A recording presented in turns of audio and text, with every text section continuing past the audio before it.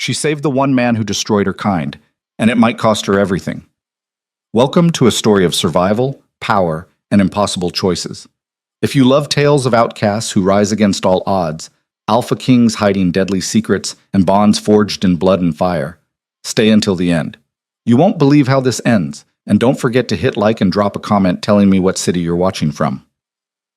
Now let's begin. The first thing Riven learned about survival was this: never bleed where the wolves can smell you. The second thing was harder to swallow. Sometimes you're the thing they're hunting. She crouched low in the snow, her breath coming out in sharp bursts that hung in the air like accusations. The forest around her was silent. Not peaceful. Silent the way a battlefield goes quiet after the last body drops. Even the wind seemed to hold its breath. Riven pressed her palm against the frozen ground, feeling the cold bite through the threadbare glove she'd stolen 3 towns back. Her fingers ached. Everything ached. But pain was familiar. Pain was honest. The silver fire inside her wasn't. It flickered beneath her ribs now, restless and wrong, like something caged that wanted out. She clenched her jaw and willed it down. Not here. Not now. The last time she'd lost control, she'd burned through half a supply shed and nearly killed a trader who'd been kind enough to offer her work. They didn't offer her anything after that. Just stones, and words that cut deeper. Cursed. Dangerous. Exile. Riven pulled her cloak tighter and kept moving. The northern wilderness didn't care about her story. It didn't care that she used to have a pack, a family, a place to sleep that wasn't a hollow tree, or a cave that stank of rot. Out here, you either kept moving or you became part of the landscape. Frozen. Forgotten. She'd been walking for 6 days straight, surviving on melted snow and the last strip of dried meat she'd bartered for with a half-broken blade. Her boots were falling apart. Her stomach was a knot of hunger she'd learned to ignore. But the fire never got tired. It pulsed now, faint and insistent, like a second heartbeat. Riven stopped. Something was wrong. The trees ahead were too still. No birds. No rustling. The kind of silence that meant predators were close. She dropped into a crouch, hand going to the knife at her hip. It wasn't much, dull edge, chipped handle, but it was all she had. Then she smelled it. Blood. Fresh. Heavy. And something else underneath it. Something bitter and sharp, like poison. Her instinct screamed at her to turn around, to run. But Riven had learned long ago that instincts were luxuries for people who had choices. She didn't. She moved forward, slow and careful, every step deliberate. The smell grew stronger. The fire inside her responded, flaring hot against her ribs. She hissed through her teeth and shoved it down again. The snow beneath her boots was trampled, stained dark in patches. Something had fought here. Something big. Then she saw it. A wolf. Massive.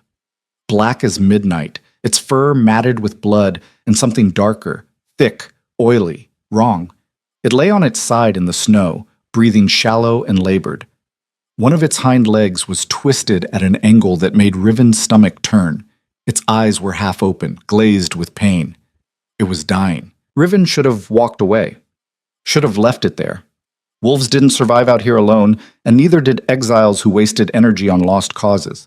The smart thing, the survival thing, was to keep moving. Maybe take what supplies it had, if it had been traveling with a pack. But then the wolf's eyes focused on her. For a moment, neither of them moved.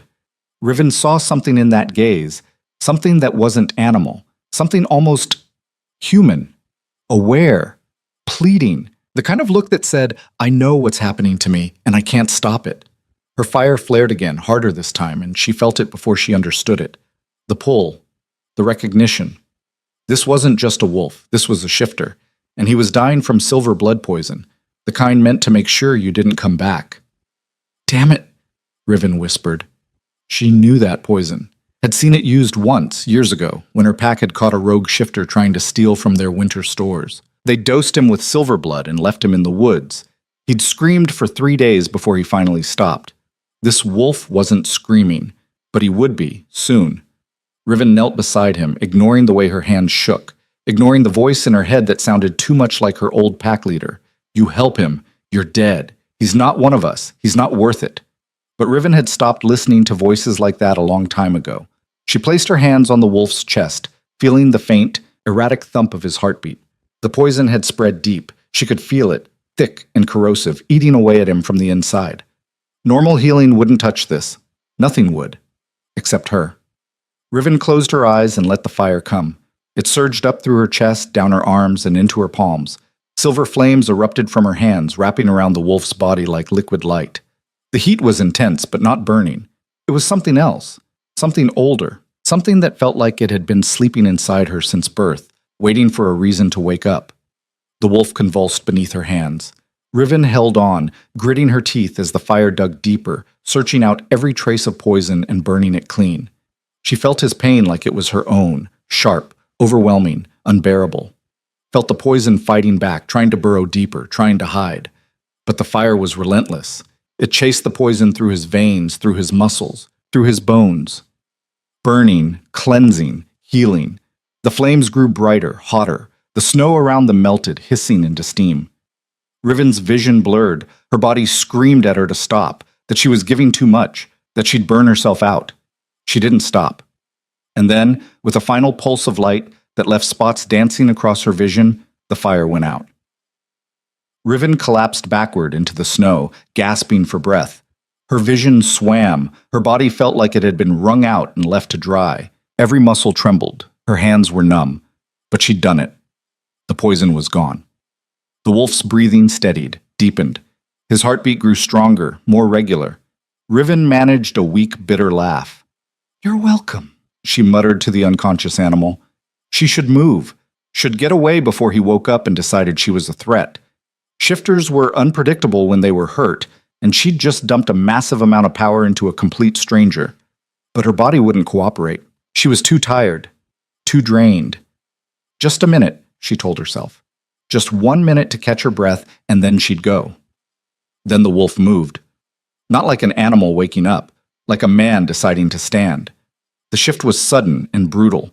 Bones cracking, muscles stretching, fur melting away into skin. Riven scrambled back, knife somehow finding its way into her hand despite her exhaustion, as the massive black wolf became something else entirely. A man, tall, broad-shouldered, built like he'd been carved from the same stone as the mountains around them. Scarred, not just battle scars, but the kind that came from surviving things that should have killed you. His hair was black as his fur had been, hanging loose around a face that looked like it had forgotten how to smile years ago. Sharp cheekbones, strong jaw, and eyes, gray, cold, and sharp as winter ice, that locked onto hers with an intensity that made her breath catch. He was naked, covered in blood and the residue of poison, but he didn't seem to notice or care. He pushed himself upright slowly, testing his limbs like a man who'd just been brought back from the edge of death, and wasn't quite sure it had worked. Riven's breath caught in her throat. She knew that face. Everyone did.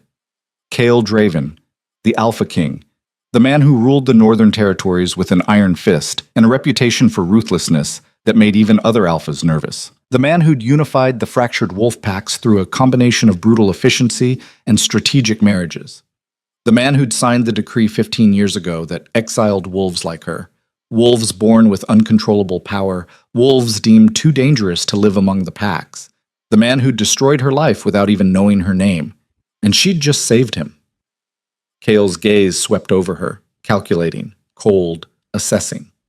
Taking in her threadbare clothes, her too thin frame, the silver fire still flickering faintly around her fingertips. "You," he said. His voice was low, rough, like gravel underfoot. "You healed me." Riven didn't answer. She couldn't. Her mind was racing too fast, her heart pounding too loud. She'd just saved the Alpha King, the same man who'd made it legal to hunt people like her, the same man whose decree had gotten her thrown out of her pack, left to starve, or freeze, or be killed by rogues. She'd saved him. What the hell had she been thinking? Kael's eyes narrowed as he studied her more closely. His gaze lingered on her hands, where the silver fire was still dying out in faint sparks. "Silver fire," he said slowly, recognition dawning in his expression. "You're one of the marked." It wasn't a question. It was a condemnation. The marked. That's what they called people like her. People born with power that didn't follow the normal shifter rules. Power that was wild, unpredictable, dangerous. Power that scared the hell out of everyone who saw it. Riven's grip tightened on her knife. The blade was shaking. She couldn't tell if it was from exhaustion or rage. And you're the bastard who made sure we couldn't live anywhere, she shot back. Something flickered in Kale's expression, too fast to read. Surprise, maybe. Or amusement. If I wanted you dead, you'd be dead. Funny, Riven said, forcing herself to her feet even though her legs felt like water. I was thinking the same thing. I could have left you to rot. Should have, probably. But you didn't. Don't remind me. For a moment they stared at each other. The tension stretched tight as a bowstring. Riven was acutely aware of how vulnerable she was right now, drained, exhausted, barely able to stand. If Kale decided she was a threat, she wouldn't last 10 seconds. Then Kale did something unexpected. He smiled. It wasn't warm. It wasn't kind. But it was real. The kind of smile that said he'd just found something interesting. You've got fire, he said. I'll give you that. Riven didn't lower the knife. What were you doing out here? Alpha Kings don't just wander into the wilderness alone and end up poisoned. The smile faded. Kale's expression went hard again, all trace of amusement vanishing like it had never been there. I was betrayed. The word landed heavy between them. My own counsel, he continued, his voice flat and cold, poisoned me during a hunt, left me for dead in the woods. They used Silverblood to make sure I wouldn't heal, wanted to make sure I didn't come back. Riven processed that. An Alpha King, betrayed by his own people, by the very council he'd trusted to help him rule. It should have felt like justice, should have felt good, watching the man who destroyed her life get a taste of his own medicine. It didn't. Maybe because she knew what betrayal felt like, knew what it was like to have the people who were supposed to protect you turn their backs instead. Why tell me? She asked, her voice sharper than she intended. Kale's gray eyes bored into hers. Because you're going to help me. Riven laughed, sharp and bitter. The sound echoed through the trees. Like hell I am. I don't owe you anything. You want answers, Kale said, taking a step closer. Riven forced herself not to back up. About your power. About why you were born marked. About why the fire doesn't kill you when it should. Riven went still. Her heart was hammering now for a different reason. Kale saw it. Saw the hunger in her eyes, the desperate need to understand. I know things, he said. Things about the marked bloodlines. Things about where the power comes from. Things your pack never told you. My pack threw me out, Riven said coldly. They didn't tell me anything except that I was dangerous and they wanted me gone. Because they were afraid, Kale replied. And fear makes people stupid, makes them cruel. But I'm not afraid of you. You should be. Maybe. Kale tilted his head, studying her like she was a puzzle he was trying to solve. Or maybe you should be afraid of what happens if you don't help me. Riven's jaw tightened. Is that a threat?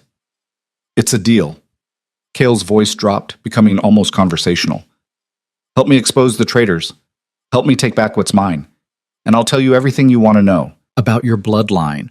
About your power. About why you're not a curse, you're a weapon. A very valuable one. Riven's heart pounded. Every instinct she had screamed at her to say no, to walk away, to have nothing to do with this man who'd signed her exile without a second thought, who'd made it legal to hunt people like her, who represented everything she'd learned to hate about the pack system. But she also wanted answers, had wanted them for years, had spent countless nights wondering why she was different, why she'd been born with power that didn't make sense, why her fire could heal instead of just destroy, why she survived things that should have killed her, and she was tired, so tired of surviving on scraps, of running, of being alone. Fine, she said finally, hating herself for it. But if you cross me, if you try to use me and throw me away like everyone else has, I'll burn you alive. I don't care if you're the Alpha King or not. Kale's smile returned, cold and sharp. I'd expect nothing less. He held out his hand. Riven stared at it for a long moment. This was a mistake. She knew it was a mistake. Nothing good could come from making deals with men like Kale Draven. But she was out of options. She took his hand. His grip was strong, calloused, warm despite the cold. Deal, she said. Deal, Kale echoed. And in that moment, Riven knew she'd just made either the best decision of her life or the worst. Probably the worst. They walked in silence for the first hour. Kale had pulled on the cloak Riven had scavenged from an abandoned hunter's cabin 2 days back. It barely fit across his shoulders, and it was threadbare in places, but it was better than nothing. His injuries were healing fast, faster than they should have, even for a shifter. Riven noticed the way his limp faded after the first mile, the way the color returned to his face. The fire inside her was quiet now, spent. It always left her like this after a big healing, hollow and fragile, like a glass bottle with cracks running through it. She stumbled twice in the first 10 minutes, barely catching herself. The second time, Kale caught her arm before she hit the ground. "You're weak," he said. Not an insult, just an observation. "Thanks for noticing," Riven muttered, pulling free from his grip. "I'm serious." His tone wasn't mocking. If anything, it sounded almost concerned. "You burned through too much power. Your body's trying to eat itself to compensate. You need food, rest, water." "I need a lot of things," Riven shot back. "Doesn't mean I'm getting them." Kale studied her for a long moment, his gray eyes unreadable.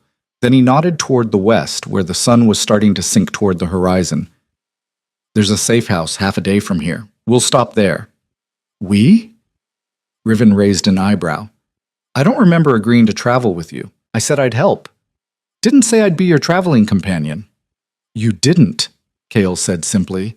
"But if you collapse out here, you're dead, and I need you alive. So we travel together until you're strong enough not to be a liability." Riven hated that he was right, hated that she was too weak to argue, hated that she needed help from the last person on Earth she wanted to owe anything to. "Fine," she bit out. "Lead the way, Your Majesty." If Kale caught the sarcasm, he didn't show it. He just started walking. Riven followed, because what else was she going to do? The landscape around them was brutal. Snow-covered pines stretched in every direction, their branches heavy with ice. The ground was uneven, treacherous, full of hidden roots and frozen streams. The temperature was dropping fast as the sun sank lower, and Riven's threadbare cloak wasn't doing much to keep the cold out. "Why did they do it?" she asked after a while, partly to distract herself from the cold, partly because she actually wanted to know. "Your counsel. Why betray you now?" Kale didn't look back at her. "Power. What else is there?" "That's not an answer. It's the only one that matters." He ducked under a low-hanging branch. "They wanted control. I wouldn't give it to them, so they decided to take it." Riven frowned. "You're the Alpha King. How much more control could they want?" "All of it." Kale's voice was flat. "I unified the territories, brought peace, made it so packs could trade with each other instead of tearing each other apart. But peace doesn't make everyone happy. Some people profit from chaos. And your council was profiting. Some of them." Kale paused, glancing back at her. "The northern territories are rich in resources. Timber, minerals, good hunting grounds. But those resources have to be distributed. I made rules, fair trade, equal access. Some of the older families didn't like that, didn't like having to share what they saw as theirs by right." Riven caught up to him. "So they decided to kill you and put someone more flexible in charge." "Something like that? And you didn't see it coming?" Kale's jaw tightened. "I trusted the wrong people." There was something raw in his voice, something almost vulnerable. It didn't fit with the image Riven had built up of the ruthless Alpha King, didn't fit with the stories she'd heard. She looked away. "So what's the plan? We just walk back into the capital and announce you're alive? Because I'm pretty sure whoever tried to kill you will just try again." "We don't announce anything," Kale said. "We go back quietly, find proof of who was involved, build a case, and then we expose them publicly where they can't hide. And then? And then I tear them apart." The words were cold, final, delivered without emotion or hesitation. Riven believed him. "What about me?" she asked. "What happens when this is over, when you've got your throne back and you don't need me anymore?" Kale stopped walking, turned to face her fully. "That depends on you. Not good enough. It's all I've got." Kale took a step closer. "You want guarantees? There aren't any. You want safety? You won't find it with me. But you want answers, real ones. I can give you those. I can tell you why you were born with silver fire. I can tell you about the bloodlines, about the first marked, about what your power really is." Riven held his stare. "And if I say no? If I walk away right now?" "Then you walk away," Kale said. and you spend the rest of your life wondering who you really are, wondering why you're different, wondering if you really are just a curse or if you're something more. Riven's fire stirred beneath her ribs, restless and warm, responding to something in his words. She hated him for being right, hated that he'd found the one thing she couldn't walk away from. Fine, she said, but I'm not your soldier. I'm not your weapon to point and fire. We're partners, equals. You don't give me orders. Cale's mouth curved into something that might have been respect. Deal. And if I find out you're lying to me about any of this, the deal's off and you're on your own. Fair enough? They stared at each other for another moment. Then Cale held out his hand again. Riven took it. His grip was firm, steady. Partners? She said. Partners? Cale agreed. They shook on it, her hand small and scarred in his, calloused and strong. And Riven tried very hard not to think about what she'd just committed herself to. They reached the safe house just after full dark. It was little more than a shack buried in the trees, half collapsed and hidden beneath years of snow and bramble. Riven wouldn't have seen it if Cale hadn't led her straight to it. Charming, she muttered as Cale cleared away the branches blocking the door. It's dry, he said. And it's got supplies. That's all that matters. Inside was better than outside, at least. There was a fireplace, a stack of wood that was mostly dry, and a corner that held a small cache of supplies, salted meat, dried fruit, a few water skins, and a flask of something that looked homemade and probably tasted awful. Riven's stomach growled loudly. Cale glanced at her. When's the last time you ate? Yesterday, Riven lied. It had been 2 days, but she wasn't about to admit that. Cale's expression said he knew she was lying, but he didn't call her on it. He just tossed her a strip of dried meat in the flask. Eat, drink, rest. The meat was tough and oversalted, but it was the best thing Riven had tasted in weeks. She ate slowly, forcing herself not to devour it all at once. The flask burned going down. Definitely homemade, definitely awful, but it left her feeling steadier. Cale built a fire while she ate. He moved with practiced efficiency, like he'd done this 1,000 times. Within minutes, flames were crackling in the hearth, filling the small space with warmth and light. Riven watched him work. He'd found another cloak in the supply cache. This one actually fit him, and cleaned most of the blood off his skin. In the firelight, he looked less like a dying wolf and more like what he was. A king. Powerful. Dangerous. In control. Why do you have safe houses? She asked. I thought Alpha Kings lived in palaces. They do. Cale sat back, eyes fixed on the flames. But sometimes you need to disappear. Sometimes you need a place to run to when everything goes wrong. You plan for betrayal? I plan for everything. Riven took another drink from the flask. The burn was becoming familiar. Didn't plan well enough this time. Cale's jaw tightened. No, I didn't. There was silence for a moment, broken only by the crackling fire. Tell me about the marked, Riven said finally. You promised answers. I'm listening. Cale looked at her. What do you know? Not much. Riven stared into the fire. My pack said the marked were cursed, born wrong, that our power was unstable, dangerous, that we couldn't control it. They said we were mistakes. They were wrong. Riven's head snapped up. What? The marked aren't cursed, Cale said. And you're not mistakes. You're descendants of the first shifters, the original bloodline. Riven stared at him. That's not... The stories say the first shifters were normal, that they could just shift between wolf and human. Nothing about fire or... The stories are incomplete, Cale interrupted. The first shifters had power beyond just changing shape. They could heal. They could sense corruption. Some could manipulate elements, fire, water, earth. They were stronger, faster, more connected to the old magic. If that's true, what happened to them? They were hunted. Cale's voice was flat. By humans who feared them. By other shifters who wanted their power. Most of them died. The ones who survived went into hiding. Their bloodlines were diluted over generations. Most shifters now only carry a fraction of the original power, just enough to shift, nothing more. But the marked are throwbacks, Cale finished. Random genetic expressions of the original bloodline. You're born with power that most shifters lost centuries ago.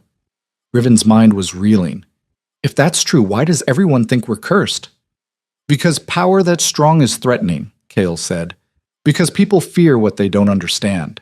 And because some of the Mark did go rogue, lost control of their power, hurt people. So you made it legal to exile us. Kale met her gaze. I made it legal to separate unstable shifters from the general population until they could be trained. I didn't say kill them. I didn't say abandon them. That's what happened anyway. I know. Kale's voice was quiet. The law was supposed to protect both sides, protect the marked from being killed outright, and protect normal shifters from unstable power. But like most laws, it got twisted. Used as an excuse to get rid of anyone different. Riven's fire stirred beneath her ribs, and you didn't stop it. I couldn't be everywhere at once, Kale said. The territories are vast, dozens of packs, each with their own leaders, their own interpretations of the law. I tried to enforce the original intent, but... He trailed off. But you failed. Yes. The admission hung in the air between them. Riven took another drink from the flask. So what's my power then? The silver fire. What is it? Purification, Kale said. One of the rarest abilities among the first shifters. The fire doesn't just heal, it cleanses, burns away corruption, poison, disease, anything that doesn't belong. That's why I could cure the silver blood poison. Yes, and that's why you're valuable. Silver blood corruption is spreading. Someone's using it as a weapon, a way to control people. Your power is one of the few things that can counter it. Riven's stomach turned. So you don't want a partner, you want a tool. I want both, Kale said bluntly. I won't lie to you. Your power is useful, I need it, but I also meant what I said about being equals. You're not my servant, you're not expendable. How do I know you mean that? You don't. Kale leaned forward. But I kept my word about the answers, didn't I? And I'll keep my word about the rest. Work with me. Help me expose the corruption. And when it's done, you can choose. Stay and learn to control your power properly, or leave and never see me again. Riven wanted to believe him. Wanted to believe that this partnership could be real, that she wasn't just being used again, but trust didn't come easy to people who'd been thrown away. I'll think about it, she said finally. Kale nodded. Fair enough. They sat in silence for a while, both staring into the fire. Riven felt exhaustion creeping up on her, heavy and insistent. The warmth, the food, the relative safety, it was all conspiring to drag her down into sleep. Rest, Kale said, as if reading her mind. I'll keep watch. Why? Because you're dead on your feet, and if something attacks, you'll be useless. Riven wanted to argue, wanted to stay awake, stay alert, stay in control, but her body had other ideas. She curled up near the fire, using her pack as a pillow, and let her eyes close. The last thing she heard before sleep took her was Kale's voice, quiet and thoughtful. You did good today. Saving me. Most people wouldn't have. Riven didn't answer. Wasn't sure if he expected her to, but as she drifted off, she felt something unfamiliar stirring in her chest. Not the fire. Something else. Something that might have been hope. They left at dawn. Riven woke to find Kale already up, already packed, the fire reduced to ash. He'd left her sleep through the night without waking her for a watch shift. She should have been angry about that. Didn't like being treated like she needed coddling, but she'd needed the sleep. Felt almost human again. We've got a long walk ahead, Kale said when she sat up. 3 days to the capital if we push hard. Maybe 4 if we run into trouble. We'll run into trouble, Riven said. It wasn't pessimism, just experience. Probably. They ate a cold breakfast of dried fruit and hard bread, then set out into the frozen wilderness. The journey back toward the capital was brutal. The northern territories didn't forgive weakness, and winter was at its peak. Snowstorms rolled in without warning, turning the world white and howling. The cold bit through every layer of clothing, turning fingers and toes numb within minutes of exposure. And every step felt like a gamble. One wrong move, one missed shelter, and they'd freeze before morning. But Riven had survived worse, and Kale moved through the wilderness like he owned it. He knew every game trail, every shortcut, every place where the ice was thin. He navigated by instinct and memory, never hesitating, never second-guessing. Riven found herself grudgingly impressed. On the second day, they talked more. Kale asked about her exile, and Riven found herself telling him things she hadn't spoken about in years. About the night her fire had first manifested, burning hot and bright and completely out of control. About the fear in her pack leader's eyes. About the vote that had banished her, 15-1. Who was the one? Cale asked. My brother, Riven said quietly. He was the only one who argued for keeping me, said I could learn control. What happened to him? Don't know. Haven't seen him since. Pussy Cale was quiet for a moment. Then, I'm sorry. Riven glanced at him, surprised. For what? For the law. For what it enabled. I meant well, but intent doesn't matter much when people suffer anyway. It wasn't an excuse, wasn't a justification, just an acknowledgement. Riven didn't know what to say to that. They walked in silence for a while longer. On the third day, they were ambushed. Riven saw the first assassin a heartbeat before the arrow left the bow. She shoved Cale aside without thinking, and the arrow buried itself in a tree trunk where his head had been. Move! She shouted. 3 more figures emerged from the trees, cloaked, masked, moving with deadly precision. Professional killers, not random bandits. Cale shifted mid-stride, bones cracking as he became the massive black wolf again. He hit the first assassin like an avalanche, jaws closing around the man's throat before he could scream. Blood sprayed across white snow. Riven pulled her knife and met the second one head-on.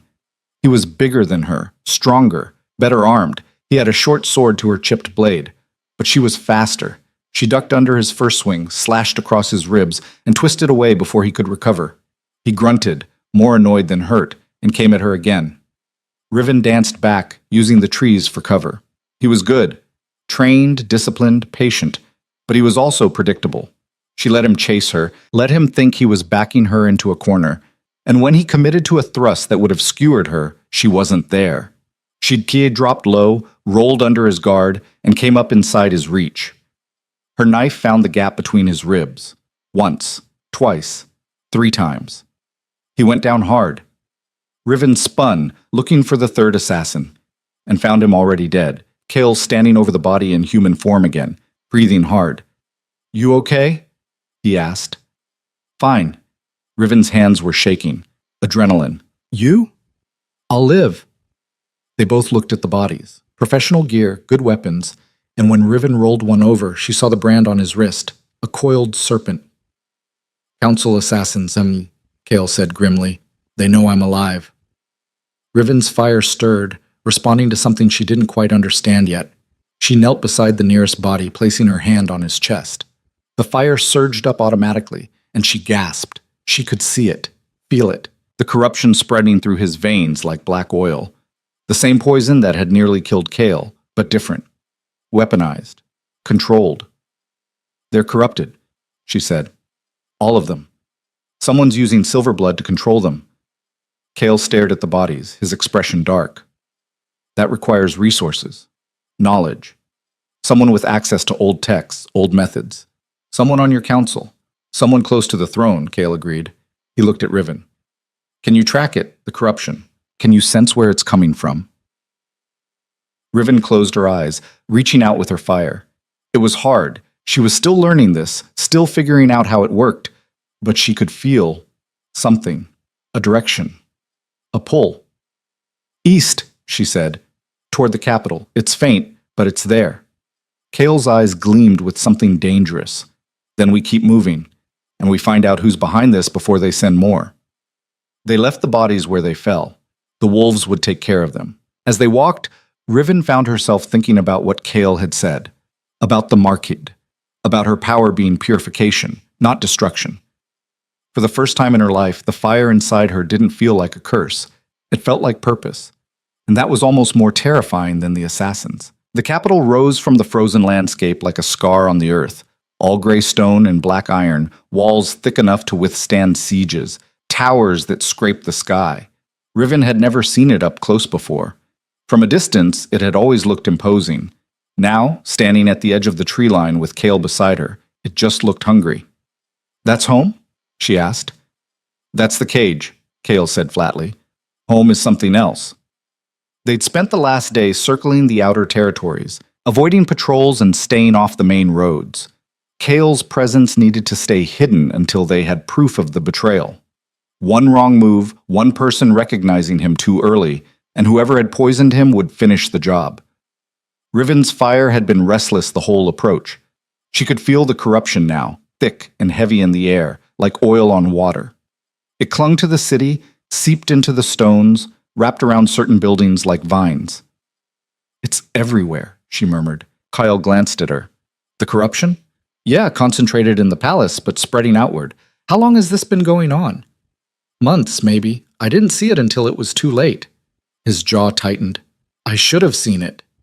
"You're not infallible." "No, but I'm supposed to be better than this." They moved closer under cover of twilight, slipping through the outer district where the workers and traders lived. The streets were narrow here, cramped, the buildings leaning against each other like tired old men. People moved through the snow with their heads down, not making eye contact, not talking. Fear. Riven could smell it. "They know something's wrong," she said quietly. Kale nodded.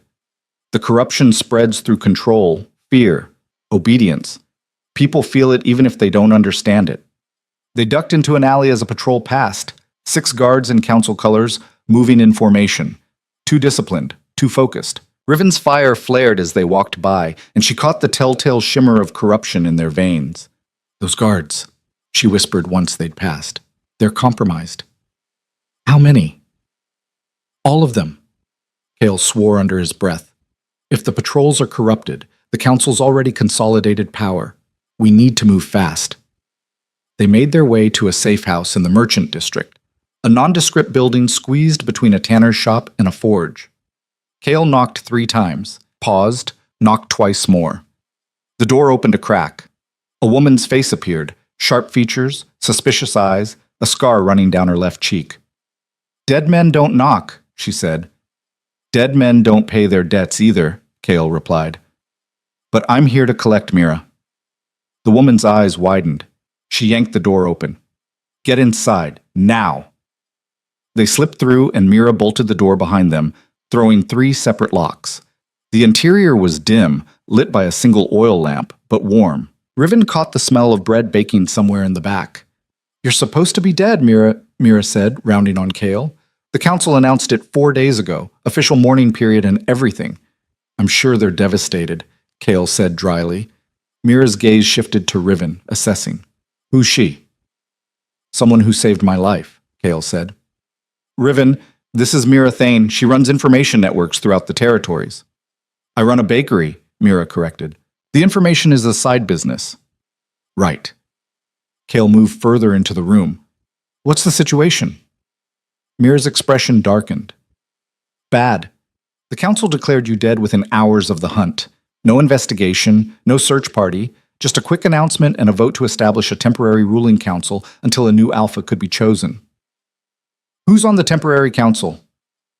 "Saris Vale chairs it." The name hit the room like a stone. Riven saw Kale's entire body go rigid. "Saris," he said quietly. Too quietly. "Your ex-queen decided she wanted her crown back," Mira said. "And she brought half the old families with her. They've been systematically replacing loyalists with their own people. Anyone who questions it disappears." "How many disappearances?" 17 that I know of. Probably more." Kale paced to the window, staring out at the darkening streets. "She planned this. All of it." "Who's Saris Vale?" Riven asked. Mira answered before Kale could. "His former mate. She ruled beside him for 3 years before he annulled the bond and exiled her." Riven looked at Kale. "You didn't mention an ex-wife." "Didn't seem relevant," Kale said without turning around. "She's leading a coup against you and you didn't think it was relevant?" "I thought she was gone. Thought she'd moved on." Kale's hands clenched. "I was wrong." Mira pulled out a bottle of whiskey and 3 glasses. "You need to hear the rest. Saris isn't just consolidating political power. There's been an outbreak, a sickness spreading through the lower districts. Started about 2 weeks ago." Riven felt ice slide down her spine. "What kind of sickness?" "Fever, weakness, black veins spreading under the skin. Sound familiar?" "Silver blood corruption," Riven said. Mira nodded grimly. "They're calling it the Hollow Plague. No cure, no treatment, people just waste away. The council's response has been to quarantine entire blocks, lock people in their homes, and wait for them to die." "How many dead?" Kale's voice was still too quiet. Over 100, and rising. Riven's fire surged beneath her ribs, hot and angry. I can cure it. The corruption. My power can burn it out. Both Kale and Mira looked at her. You're marked, Mira said slowly. Silver fire? Yes. Mira's expression shifted. Not fear exactly, but wariness. The council's been spreading stories about the marked, saying they caused the plague, that their unstable power is infecting normal people. That's a lie, Kale said sharply. I know that, Mira replied, but the people don't. They're scared, and scared people believe what they're told. Riven felt something cold settle in her chest. Of course. Of course Ceres would blame the marked. Perfect scapegoat. Perfect excuse to tighten control. We need to get into the palace, Kale said. Find evidence of Ceres' involvement. Expose her before she can solidify her position. The palace is locked down, Mira said. Only council members and their personal guards allowed in. And like you said, the guards are compromised. Then we go in quietly. Kale turned to face them. Mira, I need maps of the palace. Updated patrol schedules. Anything that'll help us move unseen. I can get you maps. Schedules are harder. They've been changing them randomly to prevent exactly this kind of infiltration. Do what you can. Kale looked at Riven. We'll need your fire to sense corruption. Map out who's compromised and who's not. Find allies if there are any left. And if there aren't, Riven asked, then we improvise. Mira disappeared into the back room and returned with rolled parchments, detailed maps of the palace layout, marked with notations in tight handwriting. She spread them across a table, pointing out entry points, guard stations, vulnerable areas. Your best bet is the Eastern Service entrance, she said. It's used for supply deliveries, less heavily guarded than the main gates. Kale studied the maps. What about the council chambers? Here. Mira tapped a section in the palace's heart. Central tower, 3 levels down. That's where Ceres has been holding court. And my quarters? Sealed. She declared them off limits, said they were being preserved in your honor. Mira's tone made it clear what she thought of that. Riven leaned over the maps, tracing paths with her eyes. If we get caught... We won't, Kale said. But if we do? Kale met her gaze. Then I protect you. That's the deal. I don't need protection. Maybe not, but you've got it anyway. Something in his tone made Riven's chest tighten. She looked away, focusing on the maps. When do we go? Tonight, Kale said. Before Ceres realizes I'm alive, before she has time to prepare. Mira poured whiskey into all 3 glasses and pushed them forward, to bad ideas and worse odds. They drank. The whiskey burned, but it steadied Riven's nerves. She caught Kale watching her and raised an eyebrow. What? You're scared, he said. Not a criticism, just an observation. Terrified, Riven admitted. But I've been scared before. Hasn't killed me yet. It won't this time either, Kale said. Riven wished she believed him. They left Mira's safe house after dark, moving through streets that had gone quiet and hostile. Curfew was in effect. Another new council rule, Mira had said. Anyone caught outside after sunset was detained for questioning. Riven kept her hood up, her fire dampened down as far as it would go. Beside her, Kale moved like a shadow, utterly silent despite his size. They avoided the main thoroughfares, sticking to alleys and back routes that Kale seemed to know by instinct. Once, they had to press flat against a wall as another patrol passed, and Riven felt the corruption rolling off the guards like heat from a forge. They're getting worse, she whispered once it was safe. The corruption's spreading faster. Ceres is accelerating her timeline, Kale replied. She knows she needs to consolidate power before resistance can organize. They reached the palace walls just before midnight. The Eastern Service entrance was exactly where Mira had marked it. A heavy wooden door set into the stone, meant for supply carts and servants. It was guarded by 2 men in council colors. Kale assessed them from the shadows. Corrupted? Riven reached out with her fire, just a tendril of power. Both guards lit up in her senses like torches. Completely. Can you handle them quietly? I can try. Riven moved before she could second-guess herself. She slipped from the shadows, stumbling deliberately, plain drunk. The guards turned toward her immediately. Hey, one of them called. Curfew! Get back to... Riven lunged forward, pressing her palms against their chests. Silver fire erupted, not burning but purifying, tearing through the corruption in their blood. Both guards convulsed. One managed a choked gasp before his eyes rolled back. They collapsed, unconscious but breathing. Kale emerged from the shadows. Clean work. They'll wake up confused, Riven said, breathing hard. The effort had cost her more than she'd expected. Maybe with headaches, but the corruption's gone. Good enough. Kale dragged both bodies into the shadows, propping them against the wall where they wouldn't be immediately visible. Then he tried the door, locked. He pulled a thin piece of metal from his belt and worked at the mechanism. Within seconds, the lock clicked open. Useful skill for a king, Riven murmured. Useful skill for anyone, Kale replied. Kings just don't usually advertise it. Inside, the palace was cold and dark. Service corridors stretched in both directions, lit by widely spaced torches that threw more shadow than light. The walls were bare stone, built for function rather than beauty. Riven's fire pulsed. Left, she said. The corruption's thicker that way.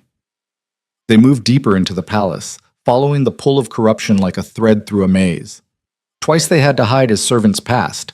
Normal people, not corrupted, just trying to do their jobs in a place that had become hostile and strange. The third time, they weren't fast enough. A woman in servant's livery rounded a corner and nearly collided with them. She opened her mouth to scream. Kale caught her, one hand over her mouth, the other steadying her. Don't, he said quietly. Please. I'm not here to hurt you. The woman's eyes were wild with fear. Then she looked at him, really looked, and something like recognition flickered. My lord? She whispered when Kale lowered his hand. Asha, Kale said, and there was relief in his voice. You're still here. They said you were dead. Asha's voice shook. They said the hunt went wrong, that you were killed by rogues. They lied. Kale glanced down the corridor. Where's your family? Are they safe? Safe as anyone. Asha's hands twisted in her apron. My lord, you shouldn't be here. If they catch you, I know, but I need information. The council chambers. Is Saris there now? Asha nodded. She holds court every night, makes people come to her, makes them beg for supplies, for medicine. Her voice broke. My lord, there's a plague. It's killing people. And she's doing nothing. I know, Kale said gently, and I'm going to stop it. But I need to know. Who's still loyal? Who can I trust? Very few, Asha said. Most of your supporters have been arrested or worse. Captain Thorn is still free, I think. He's been organizing quiet resistance in the outer districts. And there's Lady Kira. She speaks against Saris in council meetings, though it costs her. Anyone else? Not that I know of. I'm sorry, my lord. Kale squeezed her shoulder. You've helped more than you know. Get somewhere safe. Don't tell anyone you saw me. Asha nodded and hurried away, disappearing into the warren of corridors. Riven waited until she was gone. She called you my lord. People here care about you. Some do, Kale said. Others just fear the alternative. Is that what you think? That loyalty's just fear in disguise? Sometimes. Kale started walking again.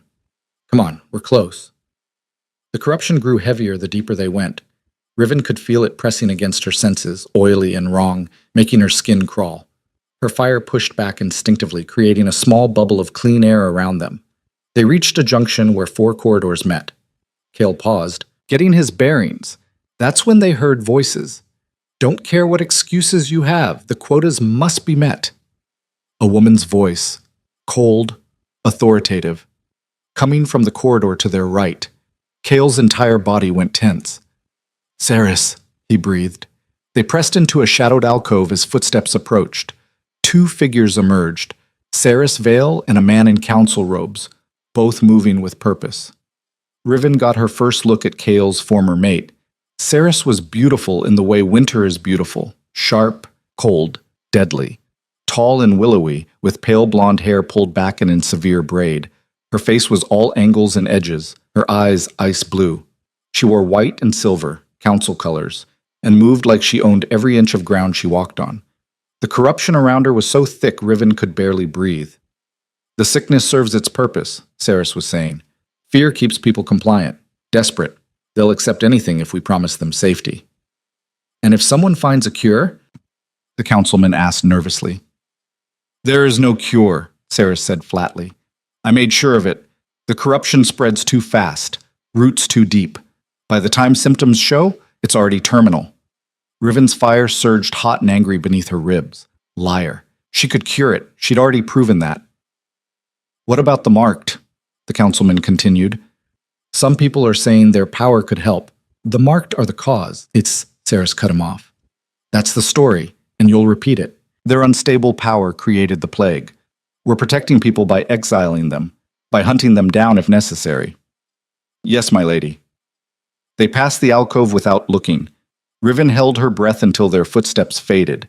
Cale's hands were clenched so tight his knuckles had gone white. She's killing her own people, he said, voice shaking with controlled rage.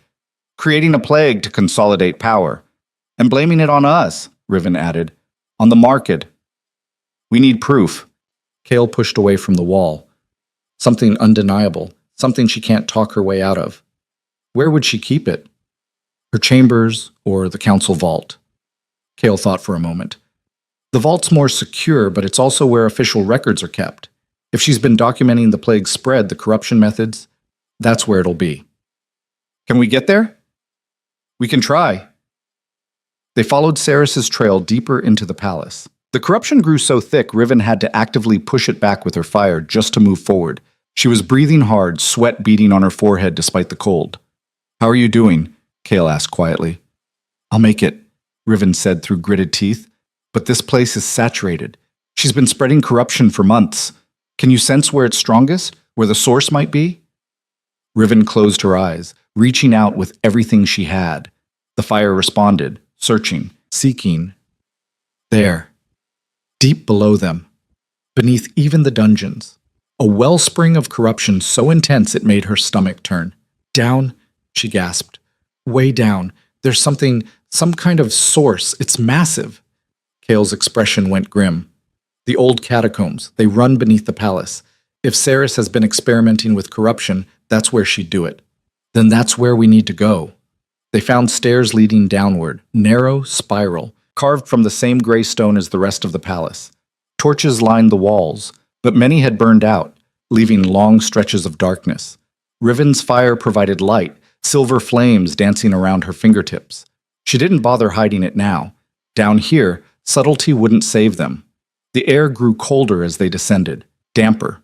The smell of rot and disease grew stronger. At the bottom, they found a long corridor lined with cells. Most were empty. Some weren't. Riven saw faces pressed against bars, pale, sick, covered in black veins. The corrupted. The dying.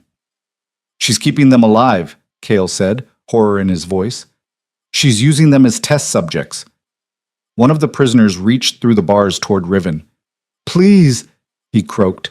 Please help us. Riven's fire surged in response. She could help them, could burn the corruption out, cure them.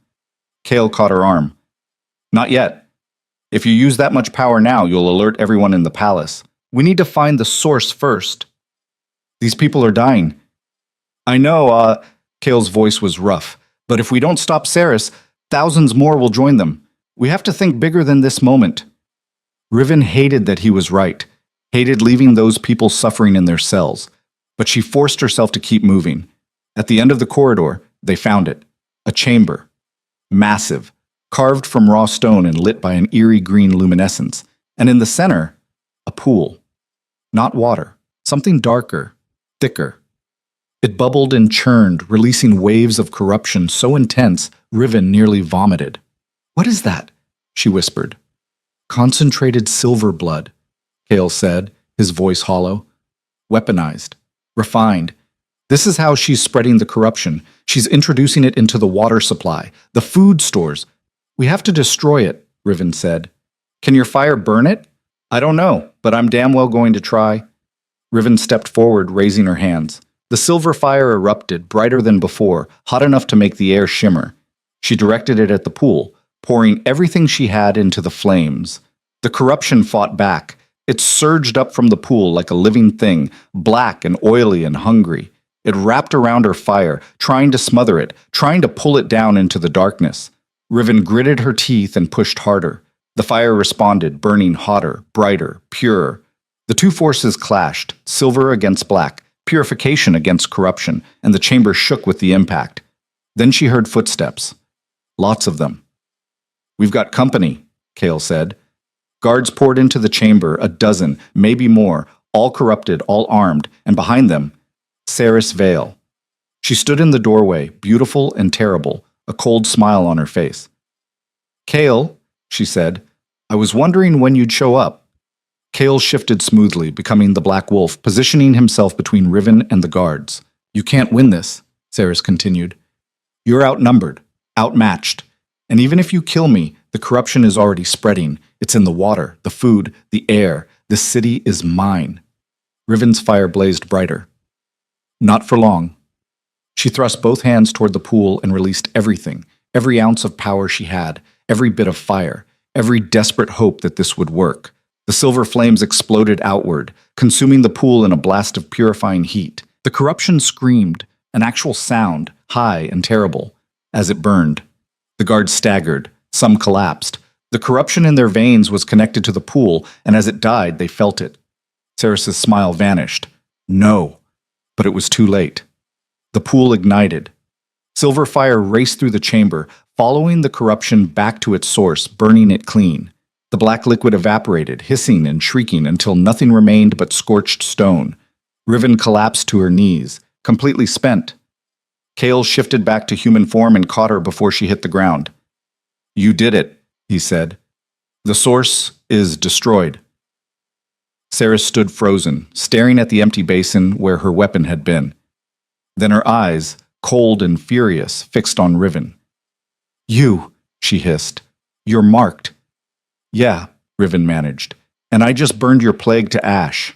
Saris's hand went to the sword at her hip. "Then I'll have to kill you myself." She drew the blade and lunged. And Kale met her halfway, his own blade appearing in his hand. The two of them clashed in the center of the chamber, steel ringing against steel. Kale was stronger, but Saris was fast, vicious, desperate.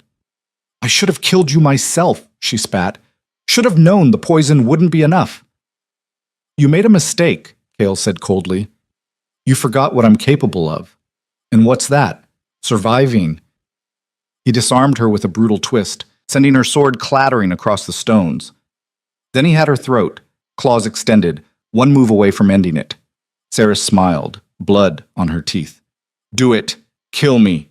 Show them what kind of king you really are." Kale hesitated, and in that moment, Saris pulled a hidden dagger and drove it toward his ribs.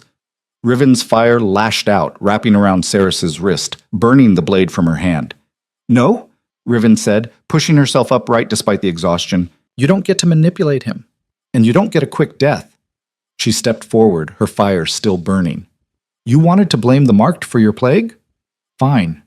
Let everyone see what we can actually do. Let them see us cure the people you tried to kill." Saris's eyes widened. "You can't. Watch me." Riven turned to the guards, the ones still conscious, still corrupted. One by one, she placed her hands on them, burning the corruption from their veins.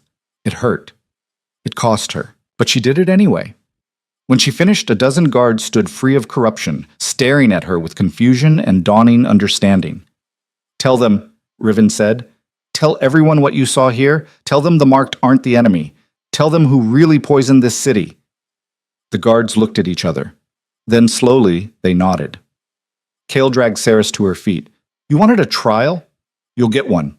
Public, transparent, where everyone can see what you've done." Saris laughed bitterly. "You think they'll believe you? I'm on the council. I have support." "You had support," Kale corrected. "Built on lies and corruption. Let's see how long it lasts when the truth comes out." They hauled Saris up the stairs, the freed guards following. By the time they reached the main palace, word had already spread. Servants gathered in hallways.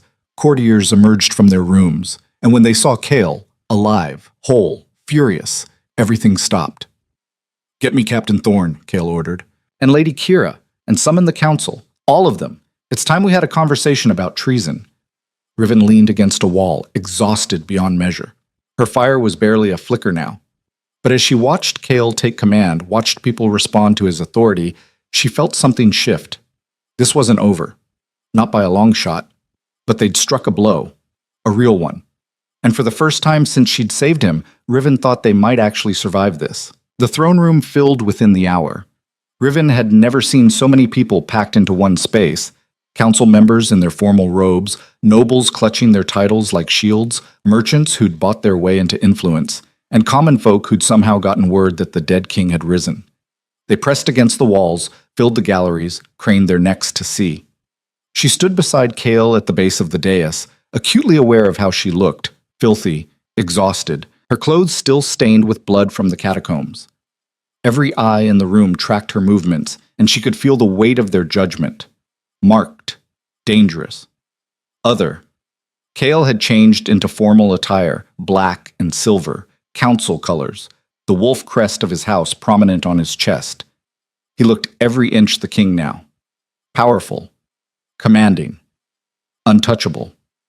Cerys knelt in chains at the center of the room, flanked by guards. The corruption was gone from her veins. Riven had burned it out, but her eyes still held that cold fury. Captain Thorne stood near the entrance, a solid presence with gray-streaked hair and scars that told stories. Lady Kira occupied a seat in the front row, her sharp features set in careful neutrality. Both had arrived within minutes of being summoned, and both had looked at Chaol like they'd seen a ghost. "The council will come to order," Chaol's voice cut through the murmurs. Not loud, but absolute. Silence fell. 4 days ago, I was poisoned during a sanctioned hunt, Chaol began. Left to die in the wilderness by members of this council who believed they could seize power in my absence. They were wrong. More murmurs, shock rippling through the crowd. The woman before you, Cerys Vale, orchestrated not only my attempted assassination, but also the plague currently ravaging our city. She weaponized Silverblood corruption, introduced it into our water and food supplies, and then blamed the Marked for the deaths that followed. Lies, Cerys said. Her voice was steady, controlled. The so-called evidence was manufactured. This entire spectacle is a desperate attempt to reclaim power through false accusations. Is it? Chaol gestured toward Riven. Riven Hale is one of the Marked. She saved my life. She destroyed the corruption source in the catacombs. And she cured a dozen guards of the very plague you claim the Marked caused. Eyes turned to Riven. She forced herself to stand straight to meet their stares without flinching. I've seen the pool, Captain Thorne said, his voice gruff. Went down there myself after you surfaced. The corruption's gone, burned clean, and the guards confirm her story. The guards were compromised, Cerys shot back. Their testimony is unreliable. They're not compromised anymore, Riven said. The words came out harder than she'd intended. I purified them, burned the corruption from their blood. They're free to speak the truth now. Cerys' smile was cold. And we're simply supposed to take your word for it? The word of an exile? A marked abomination? The room erupted, shouting, arguments. Some people defended Riven, pointing to the cured guards. Others called for her arrest, her execution, demanding proof that she wasn't the real threat. Riven felt her fire stir beneath her ribs, responding to the hostility. Chaol raised a hand. The room quieted, but the tension remained, thick and dangerous. There will be a formal investigation, he said. Transparent, public. Every member of this council will be examined for corruption. Every decision made in my absence will be reviewed, and those found guilty of treason will face justice. And who decides guilt? Asked a voice from the gallery. Lord Varen, one of the older nobles. You? The very person who stands to benefit from these accusations? Not me, Chaol said. The evidence, the witnesses, the people themselves. The people are dying, Varen pressed. And you bring us a marked girl and claim she's our salvation? How convenient. Riven's hands clenched. She could feel the room turning, the momentum shifting. Fear and suspicion were easier to spread than trust. I can prove it, she said suddenly. Chaol looked at her sharply. Riven, I can cure the sick, she continued, louder now. Publicly. Let everyone see what my power actually does. Not destruction. Not corruption. Healing. Absolutely not, Chaol said. You're already drained. If you push yourself further, then I push myself, Riven cut him off. You said it yourself. We need undeniable proof. Let me give it to them. The room had gone silent again, everyone watching this exchange. Ceres laughed, soft and mocking. How noble! The little marked girl wants to play hero. Tell me, how many can you cure before you collapse? 10? 20? There are hundreds infected, thousands exposed. You'll burn yourself out trying to save them all. Maybe, Riven said, but even one person cured is one person you failed to kill. Ceres's expression hardened. Bring me the sick, Riven said, addressing the room. Anyone infected? Let me show you what silver fire can actually do. Kale grabbed her arm, pulling her aside. This is a mistake, he said quietly. You're playing into her hands. She wants you to exhaust yourself, to prove you're unstable. I know what she wants, Riven replied. But what choice do we have? These people don't trust me. They don't trust you right now. They need to see proof.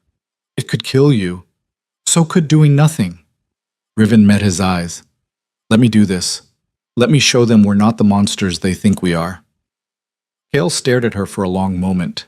Then, reluctantly, he nodded. You feel yourself fading, you stop. That's not negotiable. Fine.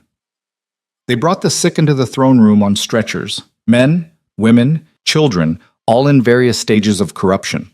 Black veins spiderwebbing across their skin, fever-bright eyes, labored breathing. Riven knelt beside the first one, a young girl, maybe 8 years old. Her mother hovered nearby, eyes red from crying. What's her name? Riven asked. Mira, the mother whispered. Please, if you can help her. Riven placed her hands on the girl's chest. The fire came slower now, sluggish and tired, but it came. Silver flames wrapped around the child, gentle and warm. The corruption fought back. It was deeper here, more established. Riven had to dig for it, chase it through the girl's small body, burn it out piece by piece. Sweat dripped down her face, her hand shook. But slowly, gradually, the black veins faded. The fever broke. The girl's breathing steadied. When Riven pulled her hands back, the child was clean, cured. The mother sobbed, gathering her daughter into her arms. Riven moved to the next patient, then the next, and the next. Each cure took more effort. Each purification drained her further. By the 10th person, her vision was blurring. By the 15th, she could barely stand. But she kept going. The room watched in absolute silence. Even Ceres had stopped smiling. The 20th patient was an old man. The corruption so advanced he was barely conscious. Riven pressed her hands to his chest and felt her fire sputter. Not enough. She was running on empty. She pushed harder anyway. The fire flared one more time, weak, flickering, but pure. The corruption burned away. The old man's eyes opened, focused. Thank you, he rasped. Riven tried to stand and couldn't. Her legs gave out. Kale caught her before she hit the floor, lifting her easily. That's enough, he said. You've proven your point. More, Riven mumbled. There are more. No, you're done. He carried her to the edge of the dais, setting her down carefully. Riven's head spun. The room tilted. But she'd done it. 20 people cured. 20 lives saved. The room erupted in noise, not hostility this time, but something else. Awe, hope, fear of a different kind. You see? Kale's voice rang out. This is what the marked can do, not cause plagues. Cure them. And Ceres Vale tried to destroy that, tried to kill the very people who could save us. Ceres struggled against her chains. You're fools if you believe this theater. She's weakened herself, made herself vulnerable. Soon she'll lose control completely. I've seen enough, Captain Thorne said, stepping forward. My lord, I formally request permission to conduct a full investigation into council activities during your absence. Granted, Kale said immediately. Lady Kira rose from her seat. I second the motion, and I move that Ceres Vale be held in custody pending trial for treason, conspiracy, and mass murder. A chorus of agreements followed. Even some of Ceres's former supporters seemed to be reconsidering their positions. This isn't over, Ceres said, her voice low and venomous. You think you've won? You've just started a war. Then we'll finish it, Kale replied coldly. Take her to the cells, deep cells, and postguards, uncorrupted ones. As guards dragged Ceres away, she caught Riven's eye. Enjoy your moment, little fire. It won't last. Nothing pure ever does in this world. Then she was gone. Riven slumped against the wall, breathing hard. Her fire was barely a spark now. She felt hollow, used up. Kale dismissed the crowd, issuing orders to various captains and advisors. Within minutes, the throne room had emptied except for a handful of people: Thorn, Kira, Mirathane, who'd somehow slipped in during the chaos, and Kale himself. That was reckless, Kira said to Riven, not unkindly, but firm. It was necessary, Riven replied. It was both, Thorn said. Reckless and necessary. The question now is what happens next? Ceres still has supporters, and public opinion is fragile. We move fast, Kale said. Investigation starts immediately. We root out every council member involved in the conspiracy. Publicly, transparently. No secret tribunals, no closed-door decisions. And the marked?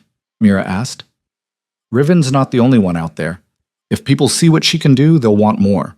They'll want all the marked brought back, put to work curing the sick. I'm not a tool, Riven said sharply. I know that, Mira replied. But they won't. They'll see power and want to control it. Then we make it clear that's not how this works, Kale said. The marked who want to return, who want to help, will be welcomed, protected, given resources to learn control. But no one will be forced. No one will be enslaved. You'll need to put that in writing, Kira said. Official decree, signed and sealed before the council can object. Consider it done. Riven closed her eyes, listening to them plan. Part of her wanted to feel relieved. They'd exposed Ceres, saved lives, started to turn things around. But Ceres's words echoed in her head. You've just started a war. She was right. This wasn't over. It was just beginning. The next 3 days blurred together. Kale threw himself into investigations, pulling council records, interviewing witnesses, building cases against the conspirators. Thorn organized uncorrupted guards into new patrol units. Kira drafted legislation protecting the marked. And Riven rested, or tried to. Her fire had retreated deep inside her, recovering from the massive expenditure. She felt its absence like a missing limb. The warmth, the constant presence, all gone quiet. Healers checked on her regularly, worried she'd pushed too far, damaged something permanent. But Riven knew better. The fire wasn't gone, just sleeping. On the 4th day, she woke to shouting. She dragged herself from bed, stumbling to the window. Below in the palace courtyard, crowds had gathered, hundreds of people, maybe thousands, and they were angry. What's happening? She asked when Kale appeared in her doorway. Riots, he said grimly. Ceres's supporters are calling the investigation a witch hunt. They're demanding her release. How many supporters does she have left? Too many. The old families mostly. People who profited from the old system. They see reform as a threat. Riven pulled on her clothes, ignoring her body's protests. Where are you going? To address them. Not alone, you're not. Kale started to argue, then stopped. You're in no condition? I'm going, Riven said flatly. You need me there. They need to see we're united. They might kill you. They might try. They descended to the courtyard together. The crowd grew louder as Kale appeared, some cheering, others jeering. Riven could feel the hostility rolling off certain sections like heat from a forge. Kale raised his hands. The noise slowly died down. I know you're angry, he said. I know you're scared. Change is frightening. But what Ceres did, poisoning our people, weaponizing corruption, that cannot stand. She brought order, someone shouted from the crowd. She brought death, Kale countered. Hundreds dead. Thousands more would have followed. Is that the order you want? Better than chaos, another voice called. Better than trusting marked abominations. The crowd surged forward. Guards moved to intercept, but they were outnumbered. Riven felt her fire stir. Weak, but present. I'm marked, she said, not shouting, but her voice carried. And I've killed no one. I've cured 20 people, saved lives. Is that what you fear? Healing? We fear what you'll become, but Lord Varen pushed to the front of the crowd. Marked always lose control eventually, always turn violent. It's in your blood. That's a lie, Riven said. Is it? Varen's smile was ugly. Tell me, girl, have you never lost control? Never hurt someone accidentally? Riven's chest tightened. She thought of the supply shed, the traitor, the fear in people's eyes. I have, she admitted, before I understood my power, before anyone taught me control. But that doesn't make me a monster. It makes me someone who needed help and didn't get it. And now you want us to believe you're safe? Varen pressed. How convenient. The crowd was getting uglier, angrier. Riven could feel the momentum shifting toward violence. Then a voice cut through the chaos. She saved my daughter. The crowd parted. The woman from the throne room, Mira's mother, stepped forward, holding her child's hand. My girl was dying. The healer said there was nothing they could do, and she cured her, didn't ask for payment, didn't demand anything, just healed her. And my father, another voice. The old man Riven had cured, leaning on a cane but upright. I was hours from death. She brought me back. More voices, more people Riven had healed. They pushed forward, forming a barrier between her and the hostile crowd. The marked aren't our enemies, God, the old man said. Fear is. Ignorance is. And people like Ceres who use both to control us. Varen's expression darkened. You're making a mistake. All of you. When she loses control, when she burns this city to ash, then I'll stop her, Kale said. His voice was steel. That's my job. To protect this city. From external threats and internal ones. Ceres was an internal threat. I'm removing her. If you have evidence she's innocent, present it.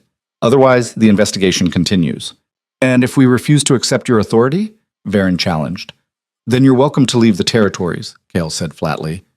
I won't stop you, but I also won't let you sabotage the stability we're trying to build. The crowd wavered. Some people started to disperse. Others remained, hostile but uncertain. Varen glared at Kale, then at Riven. This isn't over, he said quietly. No, Kale agreed. It's not. Varen left, taking a significant portion of the crowd with him. The courtyard slowly emptied. Riven's legs were shaking. She'd barely held herself upright during the confrontation. You did well, Kale said quietly. I almost got us killed. But you didn't. And the people who matter, the ones you saved, they stood with you. That matters. Riven wanted to believe him, but Varen's parting words echoed in her mind. This isn't over. Nothing ever was. That night, Riven woke to screaming. She bolted upright, fire surging instinctively to her hands. The palace was in chaos, guards running through hallways, alarms ringing, smoke rising from the eastern wing. She threw on clothes and ran. The eastern wing was burning. Not normal fire, corruption fire. Black flames that spread like oil, consuming everything they touched. Riven found Kale in the main corridor, organizing evacuation efforts. What happened? Attack, he said shortly. Someone breached this palace. Set fires. Guards are trying to contain it, but the corruption is spreading too fast. Where? Everywhere. Coordinated. At least 6 different locations. Riven's mind raced. Ceres? Escaped an hour ago, killed 3 guards and disappeared into the city. The pieces clicked together. The riots, the distractions, all of it designed to pull resources away from the dungeons. She planned this from the beginning, Riven said. Yes, and now she's making her move. An explosion rocked the palace. Stone cracked. Part of the ceiling collapsed, raining debris. Kale grabbed Riven, pulling her clear. We need to evacuate. The whole structure is compromised. What about the people still inside? Guards are sweeping every room. Another explosion. Closer this time. The floor buckled. Riven's fire blazed bright, sensing the corruption in the flames. I can stop it. The fire. If I can reach the sources. There are too many sources. You can't be everywhere at once. Then I'll prioritize. Riven pulled free from his grip. Get everyone out. I'll handle the fires. Riven, we don't have time to argue. She ran before he could stop her. The corruption fire was worst in the lower levels, spreading through the catacombs, feeding on the residual silver blood Ceres had left behind. Riven could feel it calling to her, challenging her. She descended into smoke and chaos, her silver fire pushing back the darkness. The first source was in the old armory, a pool of burning corruption that had already consumed half the room.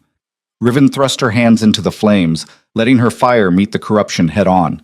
The clash was immediate and violent, black against silver, destruction against purification. Riven pushed harder, pouring power into the silver flames. The corruption fought back, trying to overwhelm her, trying to corrupt her fire itself. But she held firm.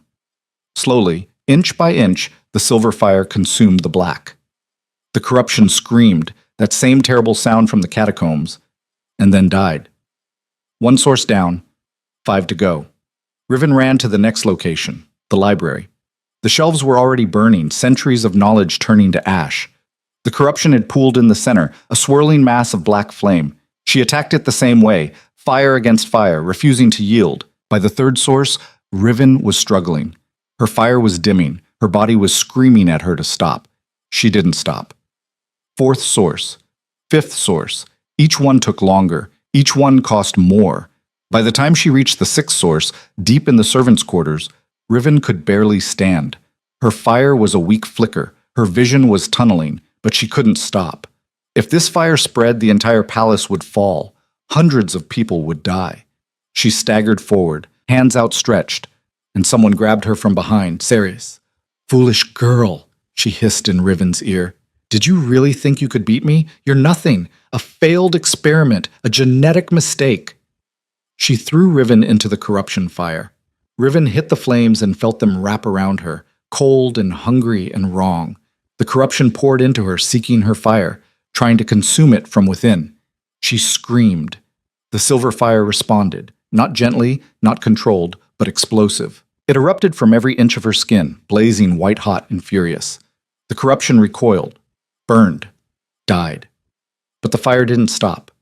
It spread outward, consuming everything. The room, the hallway, racing through the palace in a wave of purifying heat. Riven felt herself slipping, felt the fire taking over, burning out of control. This was what Varen had warned about, what everyone feared. The moment when power became too much, when control became impossible. She was losing herself to the flames. Then someone grabbed her. Kael. He stood in the center of the inferno, unburned, his gray eyes locked on hers. "Riven, look at me." She tried. It was like looking through smoke. "You're not alone," he said. "You don't have to fight this by yourself." "I can't stop it." "Then don't. Give it to me." "What?" Kael took her hands. "Your fire, your power. Give it to me. Let me help you carry it. It'll kill you." "It won't, trust me." Riven didn't have a choice. The fire was consuming her. In seconds, she'd burn completely out or explode and take the whole palace with her. She let go. The fire poured into Kael, through their joined hands, through the bond of partnership they'd forged, through something deeper that neither of them had named yet. Silver flames wrapped around him, not burning, but merging. Combining with his strength, his control, his alpha power, Kael's eyes blazed silver. Power radiated from him in waves. Together, they directed the fire, not to destroy, but to purify, to heal. The corruption in the palace burned away, every trace of it, every shadow, every infection, gone. When the fire finally died, they stood in a courtyard that had been scoured clean. The stones beneath their feet gleamed. The air tasted pure. Riven collapsed. Kael caught her, lowering them both to the ground. "What did we just do?" she whispered. "Something new," Kael said. His voice was rough, shaken. Something that shouldn't be possible. They'd merged their powers, fused them into something greater than either alone. And the entire palace had seen it. Riven looked up at the windows, at the faces pressed against the glass. Hundreds of people, all watching, all afraid. "They're going to think I'm a monster," she said. "No," Kael replied. "They're going to think you're a weapon, and they're going to want to control you." Footsteps echoed. Guards approached, not threatening, but wary. Behind them, Ceres emerged from the shadows, wounded, bleeding, but alive. "You see?" she called out to the watching crowd. "You see what she is? What they both are? Too much power, too dangerous to exist." She raised a hand. Riven saw the glint of steel, another hidden blade. Ceres threw it, not at Riven, at Kael. Riven's fire blazed one last time, creating a shield of silver flame. The blade disintegrated before it reached them, but the effort cost her. Everything went dark. The last thing she heard was Kael's voice, desperate and commanding. "Get a healer, now!" Then nothing. When Riven woke, the world had changed. She could feel it, in the air, in the silence, in the way Kael sat beside her bed with his head in his hands. "How long?" she asked. He looked up. Relief flooded his features. 2 days. You've been unconscious for 2 days. Saris? Captured. Again. In chains that not even corruption can break this time. And the palace? Clean, purified. You saved it. Kale's expression was complicated. But there's something you need to know. Riven's stomach dropped. What? The council met while you were unconscious. They've declared you a threat, a weapon too dangerous to remain free.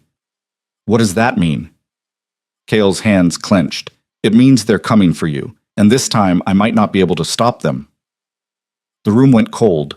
Riven stared at Kale, trying to process what he'd just said. The council, the same people she'd saved from corruption, the same city she'd nearly died protecting, had declared her a threat.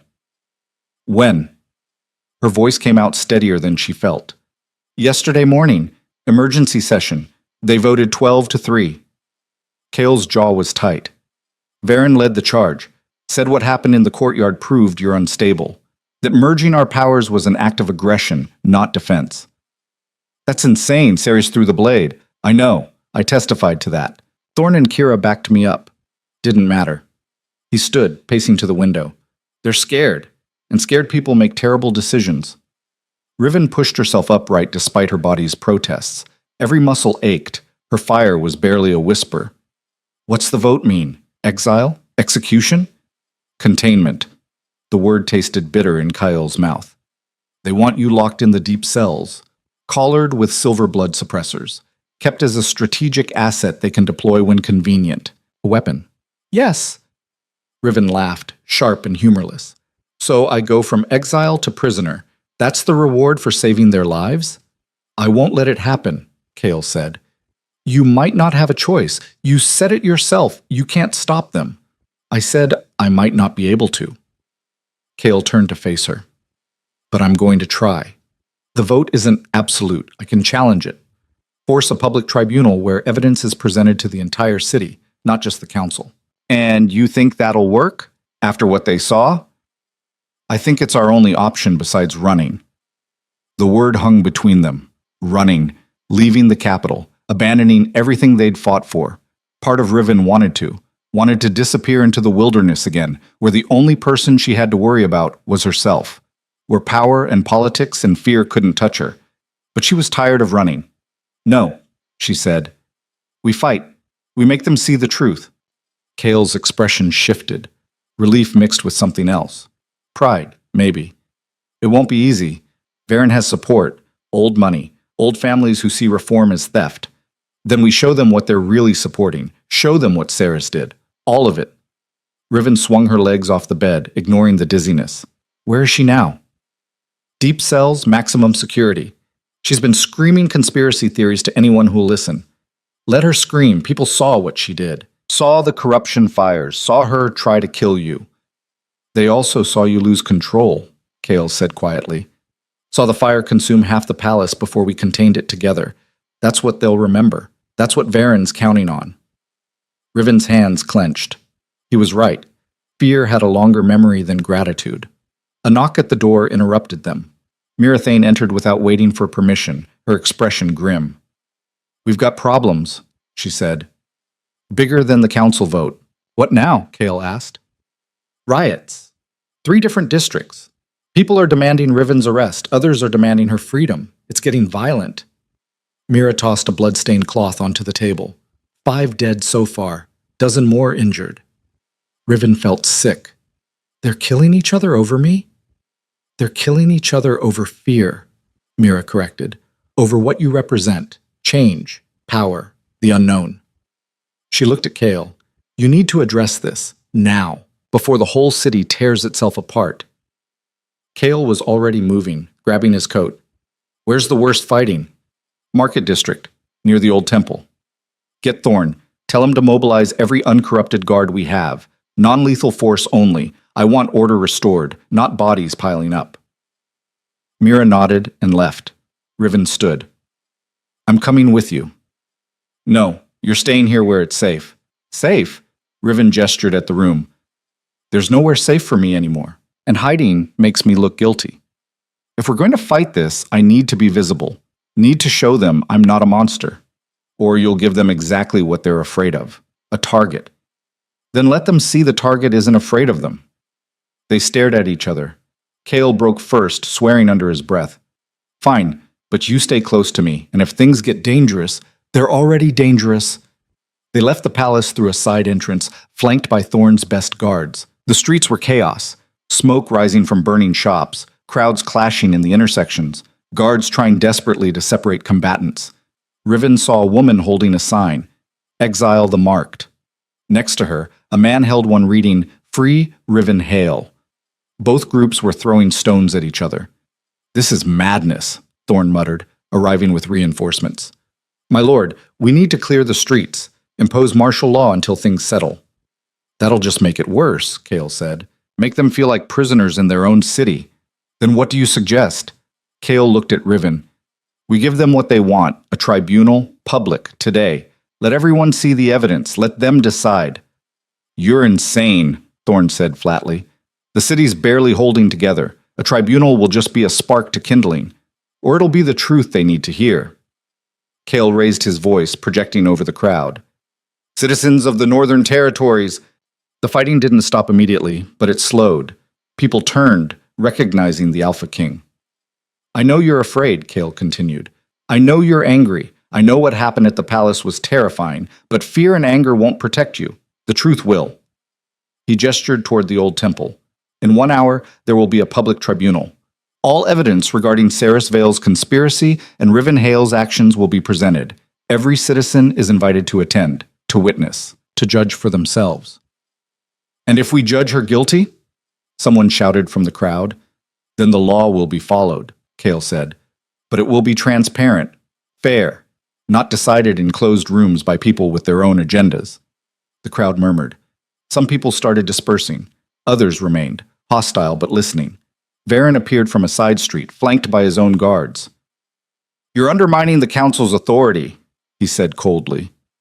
I'm exercising mine, Kale replied.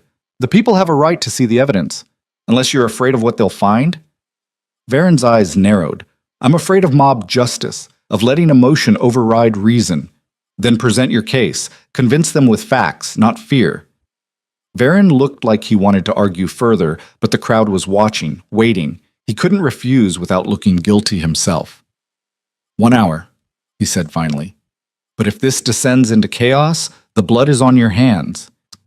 He left with his guards. Thorne exhaled slowly. That bought us time. Not much, but some. Then we use it, Kale said. He turned to Riven. Can you hold yourself together for this?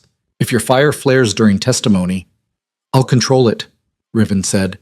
Even as the words left her mouth, she felt the fire stir, weak, uncertain, but present. She had to believe she could do this.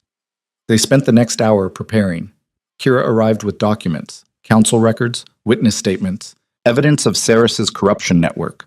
Mira brought survivors from the catacombs, people Riven had cured, families who'd lost loved ones to the plague. The old temple filled quickly. It was one of the few buildings large enough to hold the crowd, a massive stone structure with high ceilings and acoustics that carried every word. People packed the pews, stood along the walls, pressed into every available space. Riven sat at a table in front, Kale beside her. Across the aisle, Varen led the prosecution with 3 other council members. At the center, Lady Kira presided as neutral arbiter. This tribunal is now in session, she announced. We are here to examine evidence regarding 2 matters, the conspiracy led by Saris Vale and the actions of Riven Hale during the recent crisis. Both sides will present their cases. The people will judge. Varen stood first. I will be brief. Saris Vale's crimes are documented and undeniable. She conspired to murder our king. She created a plague. She attacked the palace. For these crimes, she should face execution. Murmurs of agreement rippled through the crowd. However, Varen continued, we must also address the threat posed by Riven Hale, a marked individual whose power is demonstrably unstable, who lost control and nearly destroyed our palace, who merged her abilities with the king's in an unprecedented act that could have killed them both. He gestured toward Riven. She may have helped expose Saris, but she is still dangerous, still unpredictable. The council's vote to contain her was not cruelty. It was prudence. We cannot risk another incident. The crowd's mood shifted, fear creeping back in. Kira looked at Kale. Your response? Kale stood. Rivenhale saved my life in the wilderness, destroyed the corruption source that was poisoning our city, cured dozens of citizens, including children, of a plague designed to kill them. And yes, she lost control when Ceres threw her into corruption fire. But that loss of control didn't destroy the palace. It purified it, burned away every trace of infection. He pulled out documents. These are testimonies from guards who were corrupted, from families whose loved ones were cured, from servants who witnessed Ceres's conspiracies firsthand. All of them confirm the same thing. Riven is not our enemy. Fear is. Fear exists for a reason, Varen shot back, to protect us from danger, and she is dangerous. So am I, Kale said flatly.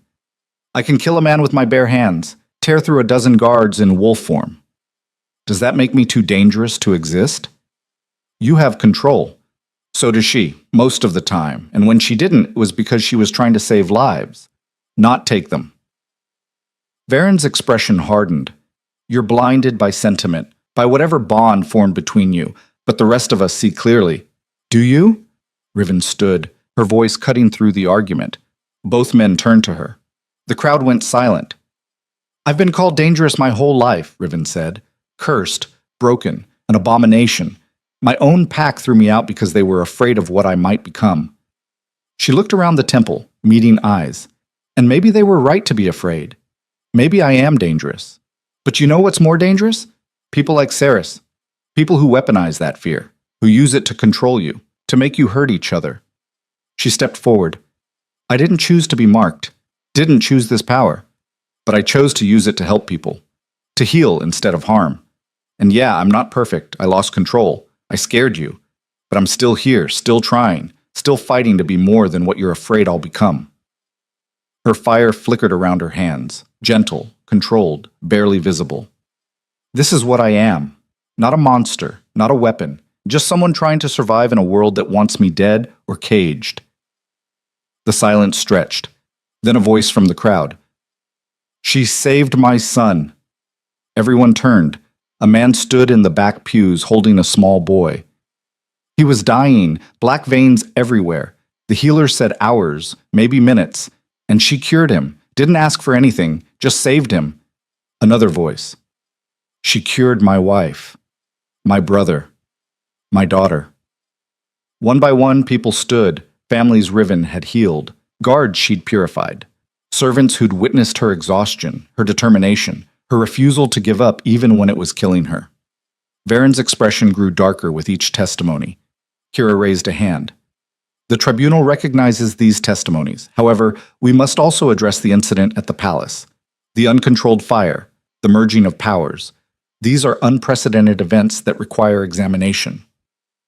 They're unprecedented because they were necessary, Kale said. He pulled Riven close, not romantic, but partnership. When Ceres threw Riven into the corruption fire, she was dying, burning from the inside out. I had seconds to act, so I did what any partner would do. I helped her carry the burden.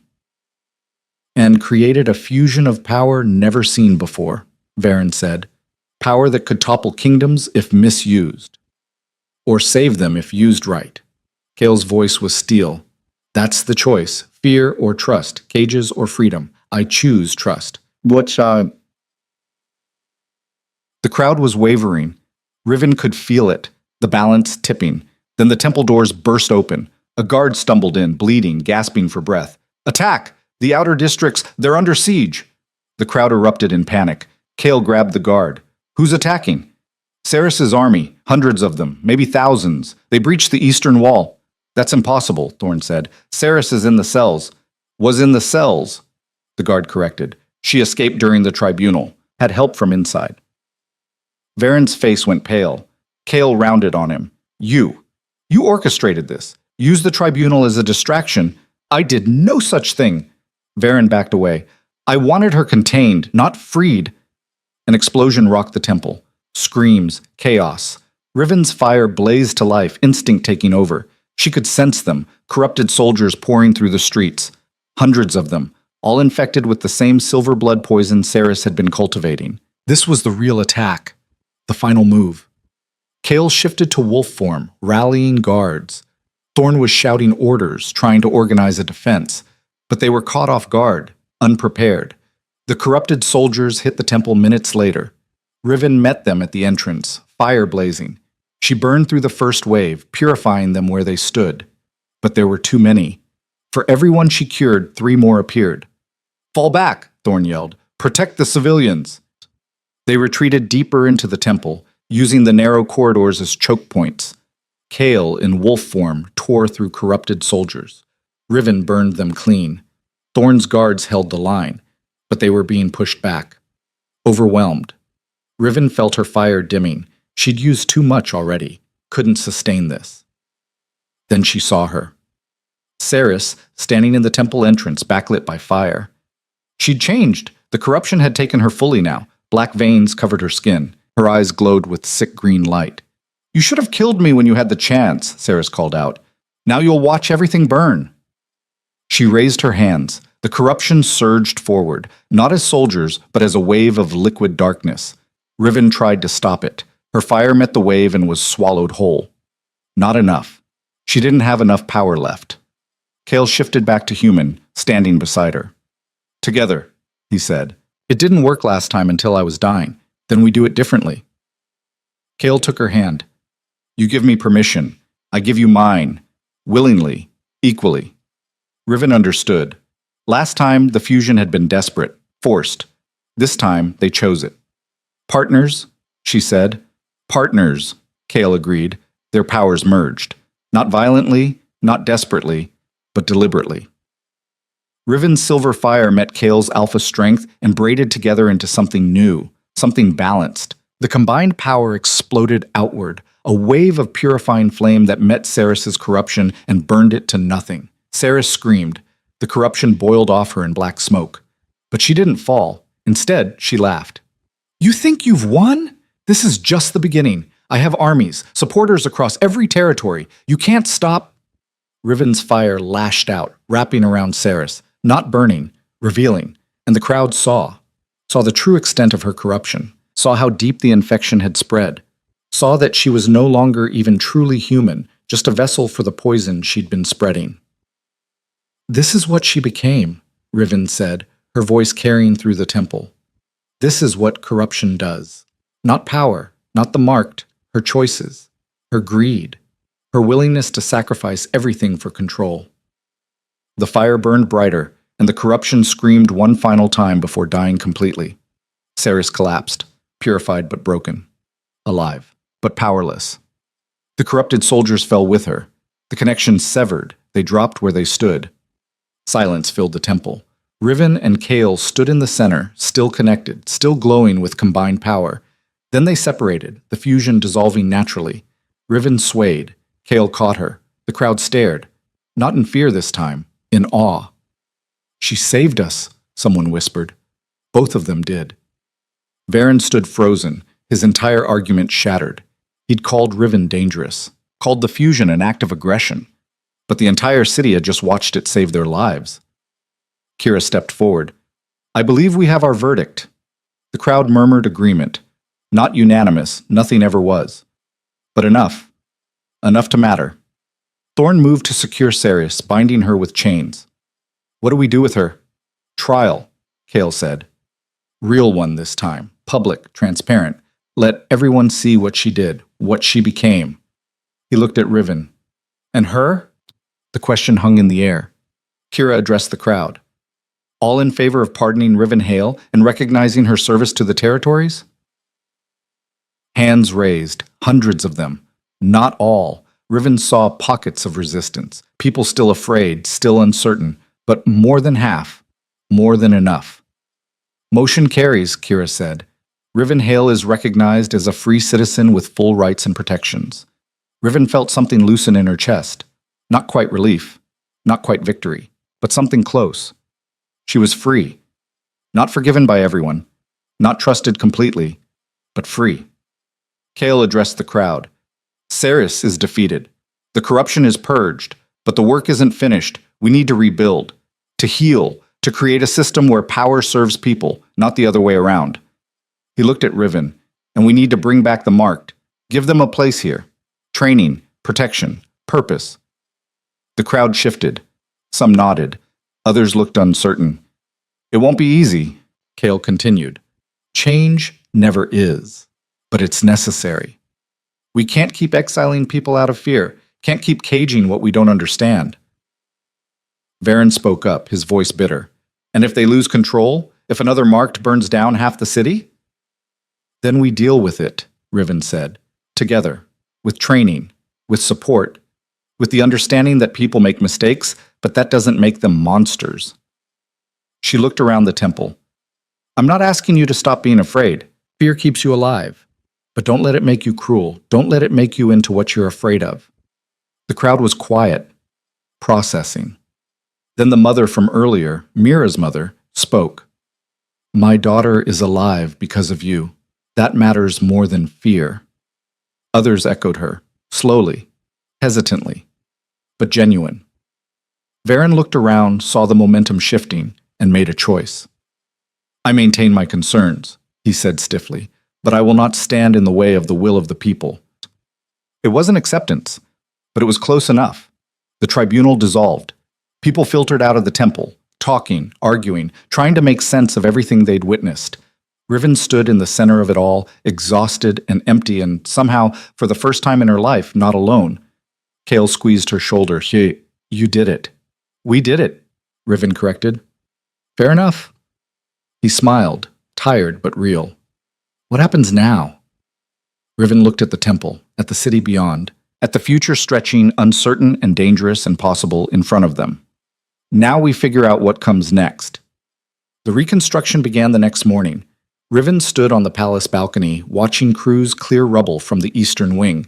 Smoke still rose from scattered fires, but the air tasted cleaner than it had in weeks. The corruption was gone, burned out. The city could breathe again. You should be resting, Kale said, joining her. He carried 2 cups of something hot that smelled like herbs and honey.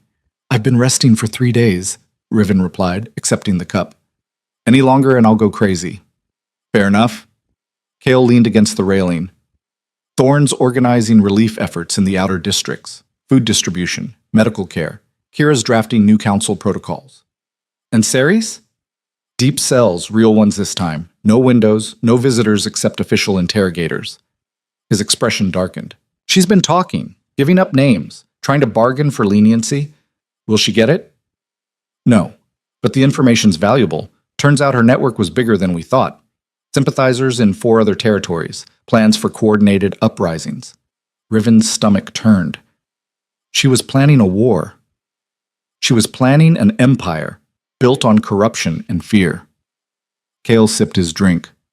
But it's over now. The networks are being dismantled, leaders arrested. It'll take time, but we'll root them all out. They stood in silence for a moment, watching the city wake up. The council wants to see you, Kale said finally. Official meeting, this afternoon. Riven tensed. To thank me or lock me up? Neither, to negotiate. Kale's mouth quirked. Turns out surviving an attempted coup and saving the city gives you leverage. Who knew? What do they want? Same thing everyone wants. Certainty, control. They're terrified of what you represent, power they can't predict or contain. But they also saw what happened when they tried to cage you. Saw the people stand up for you. So they want a compromise. They want a framework, rules, boundaries, something that makes them feel safe while keeping you free. Riven considered that. Part of her wanted to tell them where they could shove their framework. But she was tired of fighting, tired of being seen as a threat. What do you think I should do? She asked. Kale met her eyes. I think you should decide what you want, not what they want, not what I want. What do you need to feel like you belong here? The question hit harder than expected. What did she want? Freedom? Obviously. But freedom to do what? Wander the territories alone? Go back to surviving day by day with no purpose except not dying? She'd had that. It had been empty. I want to help people, she said slowly. Other Marked who are lost like I was, who don't understand their power, who've been thrown away. Then tell them that. Make it part of the agreement. The council meeting that afternoon was tense but civil. They gathered in a smaller chamber, just 12 council members, Kale, Riven, and Kira as mediator. No crowds, no theatrics, just negotiation. Varen spoke first. Miss Hale, the Council recognizes your service to the territories. Your actions saved lives. However, we must address the practical concerns your presence raises. Such as? Riven kept her voice level. Control, accountability, prevention of future incidents. Varen clasped his hands. We propose a formal position. Royal Advisor on Marked Affairs. You would work directly with the King, help establish protocols for identifying and training other marked individuals, and serve as a point of contact between our government and those with unusual abilities. Riven raised an eyebrow. You want to give me an official title? We want to integrate you into the system, another council member said. Make you part of the solution rather than an unknown variable. And if I refuse, then you're free to leave, Varen said. No one will stop you. No charges, no pursuit, but we'd prefer you stay. It was a trap dressed as an opportunity. Riven could see it clearly. Accept the position and she'd be bound by rules, oversight, expectations. Refuse and she'd be free, but alone again. What's the catch, she asked. Kira cleared her throat. The position comes with conditions. You'd be required to undergo formal training in power control, submit to regular evaluations, report any incidents of instability, and accept a partner who can counter me if I lose control, Riven finished. Someone who can stop me if necessary. For everyone's safety, Varen said, including yours. Riven looked at Kale. He'd been quiet through this whole discussion. What do you think? She asked him directly. I think they're asking you to put yourself in chains, Kale said bluntly. Several council members flinched. Calling it a partnership doesn't change what it is. Oversight, control, the same fear that led to your exile in the first place. But with structure this time, Kira added, with support instead of abandonment. It's not perfect, but it's better than what came before. Riven turned back to the council. I'll accept the position, on one condition, which is, I get to choose my partner, and I get to establish the training protocols for other marked, not you. You can review them, can provide resources, but the actual methods are mine to develop. The council members exchanged glances. That's 2 conditions, Varen pointed out. Fine, 2 conditions. Take them or leave them. More glances. Quiet discussion. Finally, Varen nodded. Agreed, with the stipulation that training protocols must be reviewed by council safety advisors before implementation. Reviewed, not controlled, Riven clarified. Reviewed, Varen confirmed. They spent the next hour hammering out details.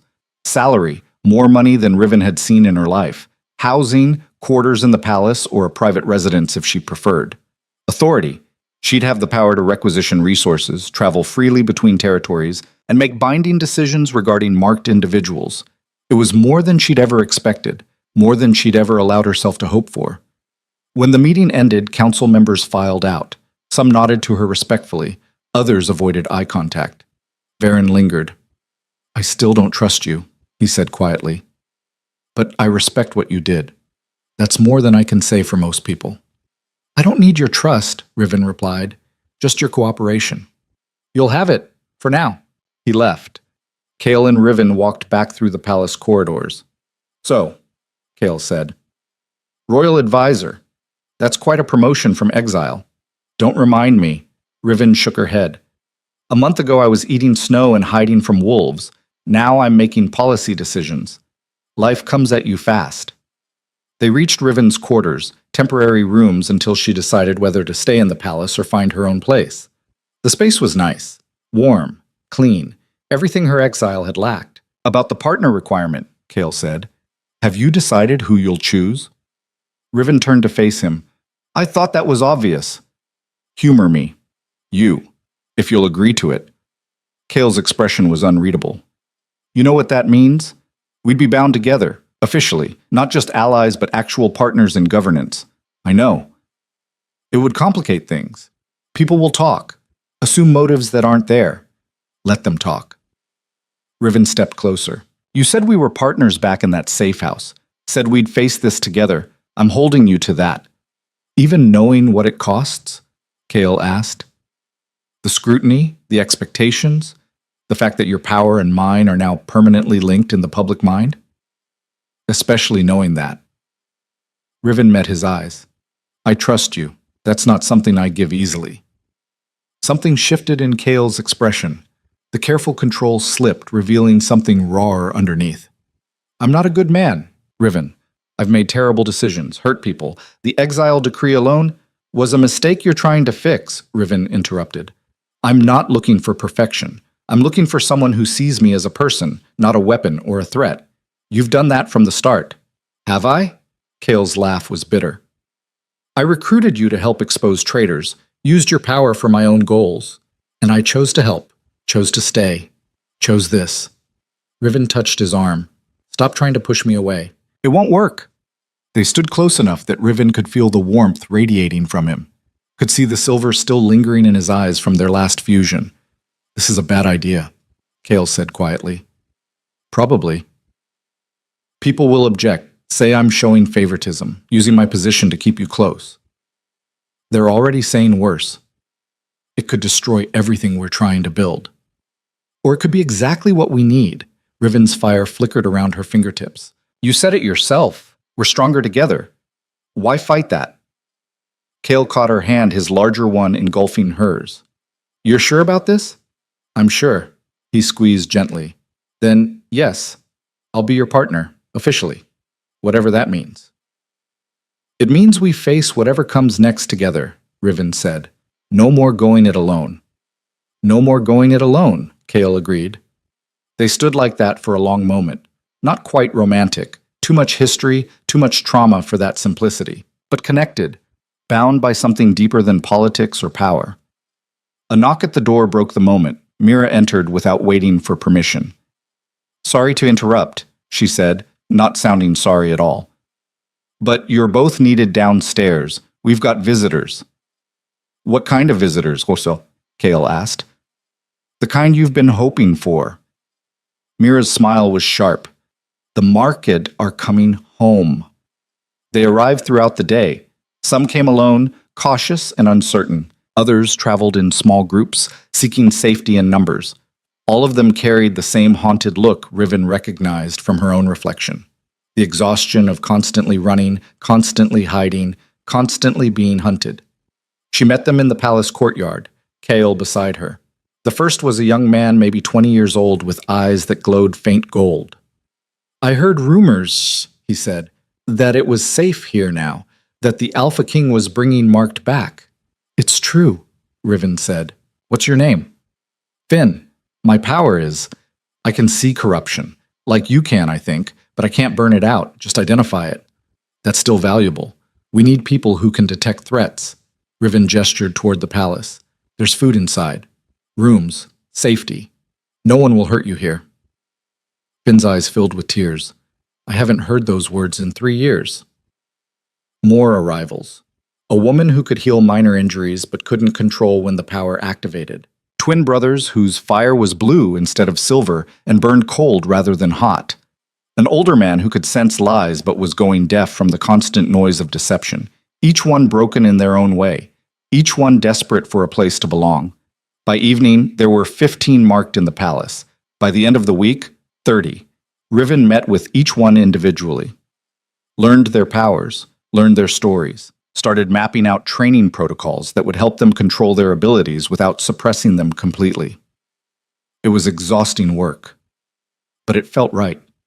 2 weeks after accepting the advisor position, Riven stood in front of her first formal training session. 20 marked individuals, ranging from teenagers to middle-aged adults, all watching her nervously. I'm not going to lie to you, she began. This won't be easy. Learning control takes time, takes effort. You'll fail sometimes. Maybe hurt someone. Maybe hurt yourself. She let her fire flare, silver flames dancing across her palms. But failure doesn't make you a monster. It makes you human. What matters is what you do after, whether you give up or keep trying.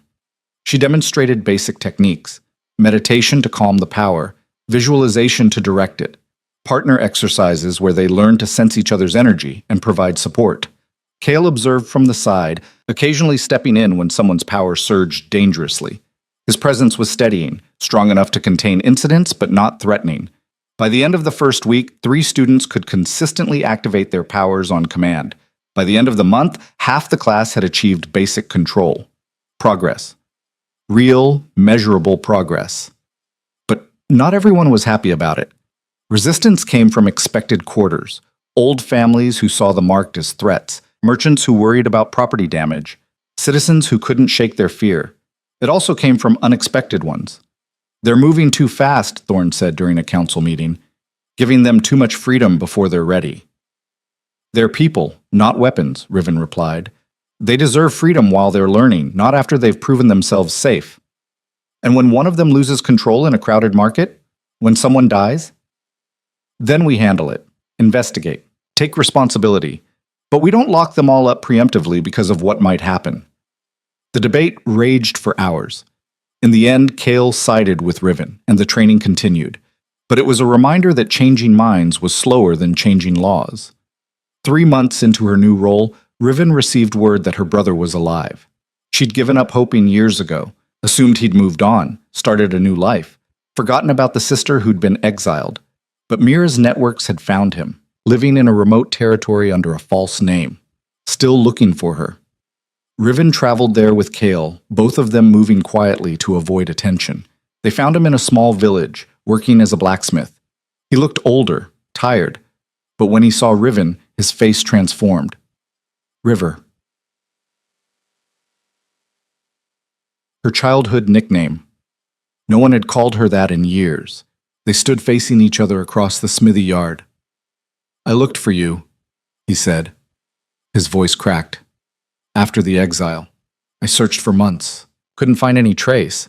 I didn't want to be found, Riven replied. Thought it was safer that way. Safer for who? Everyone. Her brother, Cade. She remembered.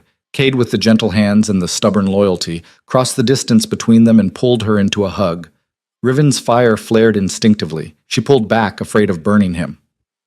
I'm not afraid of your fire, Cade said quietly. Never was. Slowly, carefully, Riven let herself be hugged, let herself feel safe enough to accept comfort. When they finally separated, Kale had tactfully moved to inspect some nearby metalwork. Who's he? Cade asked. Kale Draven, the Alpha King. Cade's eyebrows rose. You're traveling with the Alpha King now? I'm working with him. It's complicated. I bet. Cade studied her face. You look different, stronger maybe, or just more tired. Both. Riven managed to smile. It's been a rough few months. They talked for hours. Cade explained how he'd been voted down when he tried to defend her but hadn't accepted the exile. How he'd left the pack, searching for her. How he'd eventually settled here when the search seemed hopeless. Riven told him about the wilderness, about saving Kale, about the conspiracy and the plague, and the battle at the temple. You saved the capital, Cade said, wonder in his voice. The exiled girl they said was cursed saved the entire northern territories. I had help. Still? Cade shook his head. I always knew you were meant for more than what they tried to make you. Come back with me, Riven said suddenly. To the capital. I'm establishing a training center for the marked. We could use a smith, someone who understands working with unstable materials. Cade looked around his small smithy, his small life. I don't know. This is safe. Quiet. So is exile, Riven replied. Safe and quiet and soul-crushing. You don't belong in hiding any more than I do. He thought about it, then nodded. Okay. Yeah. Let's do something that matters. They left the next morning, Cade joining them on the journey back. The training center was completed 6 months after Riven had accepted the advisor position. A sprawling complex on the edge of the capital with dormitories, training grounds, workshops, and medical facilities. It wasn't a prison, wasn't a cage. It was a school. The opening ceremony drew crowds, supporters and protesters alike, all wanting to witness this historic moment. Riven stood at the podium, acutely aware of every eye on her. She'd prepared a speech. Formal words about unity and progress in the future, she threw them away. I was 14 when my pack exiled me, she said instead. Threw me out because my power scared them. Told me I was cursed, dangerous. Better off dead. The crowd shifted uncomfortably. For years I believed them, believed I was broken, that my power was a mistake, something to hide and suppress and fear. She let her fire blaze, bright silver flames that danced but didn't burn. But my power isn't a curse. It's part of who I am, and I'm not broken. I'm different. She gestured to the center behind her. This place exists because being different isn't the same as being dangerous, because people deserve a chance to learn, to grow, to become more than what fear says they should be. She looked directly at the protesters holding their signs. You're scared. I get it. Change is terrifying. Power you don't understand is threatening, but fear has driven enough decisions, cost enough lives. It's time to try something else. She turned to the marked students waiting behind her. Time to try trust, education, community. Time to prove that given the chance, people will choose to be better than what fear expects. The crowd was silent. Then, slowly, applause started. Not universal, never that, but enough. Cale joined her at the podium. The Northern Territories formally recognize this training center and its students. We commit to providing resources, protection, and support as they learn to integrate their abilities into our society. He looked at Riven, and we commit to doing better than we did before, to seeing the marked not as threats, but as citizens with rights and potential. More applause. The ceremony concluded with the ceremonial lighting of the center's eternal flame, silver fire that Riven created and would maintain, a symbol of hope and transformation. As the crowd dispersed, Varen approached. I still have reservations, he said, but I can't deny what you've accomplished. Perhaps I was wrong about you. Perhaps? Riven raised an eyebrow. Varen's mouth twitched, almost a smile. Definitely. I was definitely wrong. He left. Riven watched him go, feeling something settle in her chest. Not forgiveness, he didn't deserve that yet. But acknowledgement, progress. It would have to be enough. That night, Riven stood on the training center's highest tower, watching the city lights spread below. The capital looked different now, less hostile, more like a place she could actually belong. Cale found her there, as she'd known he would. Long day, he said. Worth it, though. Yeah. He stood beside her, both of them looking out at their city. I've been thinking about the future, about what comes next. And I want to expand this. Not just one center in the capital, but schools in every territory. Safe places for the mark to learn and grow. That'll take years, Riven said. Decades, maybe. Good thing we've got time, then. Riven looked at him, really looked, saw the lines of exhaustion around his eyes, the silver scars from old battles, the determination that had kept him alive through betrayal and poison and war. You really think we can do this? She asked. Change an entire system? I think we're already doing it. Cale's hand found hers, one person at a time. One mind changed. One exile welcomed home. That's optimistic for you. You're rubbing off on me. They stood in comfortable silence, watching their city breathe.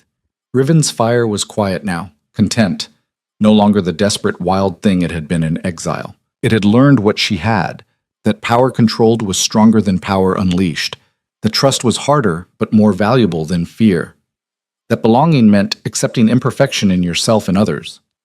I have a proposal, Cale said finally. What kind of proposal? The formal kind. He turned to face her fully. The council's been pushing for me to take a mate. Strengthen alliances, produce heirs, all that political nonsense. Riven's stomach clenched. Congratulations. Who's the lucky noble? You. If you'll have me. Riven stared. What? I'm asking you to be my queen, my equal, my partner in everything, not just the marked initiatives. Cale's expression was serious. It's not romantic. It's not about love or passion. It's about building something that lasts, about having someone I trust beside me when the next crisis hits. That's possibly the least romantic proposal in history. I know, but it's honest. He squeezed her hand. I'm not offering you poetry or romance. I'm offering you partnership, power, the chance to reshape the territories into something better. And yeah, political nightmares and constant scrutiny, and people who will hate you for existing. Riven's mind raced. Queen. The word felt impossible. She'd been in exile 6 months ago. Now she was being offered a crown. Why me? She asked. You could have anyone. Someone with connections, political leverage, someone who'd make your life easier. Because I don't want easier. I want better. Cale's eyes were intense. And you make me better. Make me think harder. Question more. care about people I'd have dismissed before. I don't love you, Riven said bluntly. I know. I don't love you either. Kale's mouth quirked. But I respect you, trust you, believe in what we're building together. That's stronger than love. Love fades. Partnership endures. Riven thought about it. Thought about the girl she'd been. Alone, afraid, convinced she was cursed.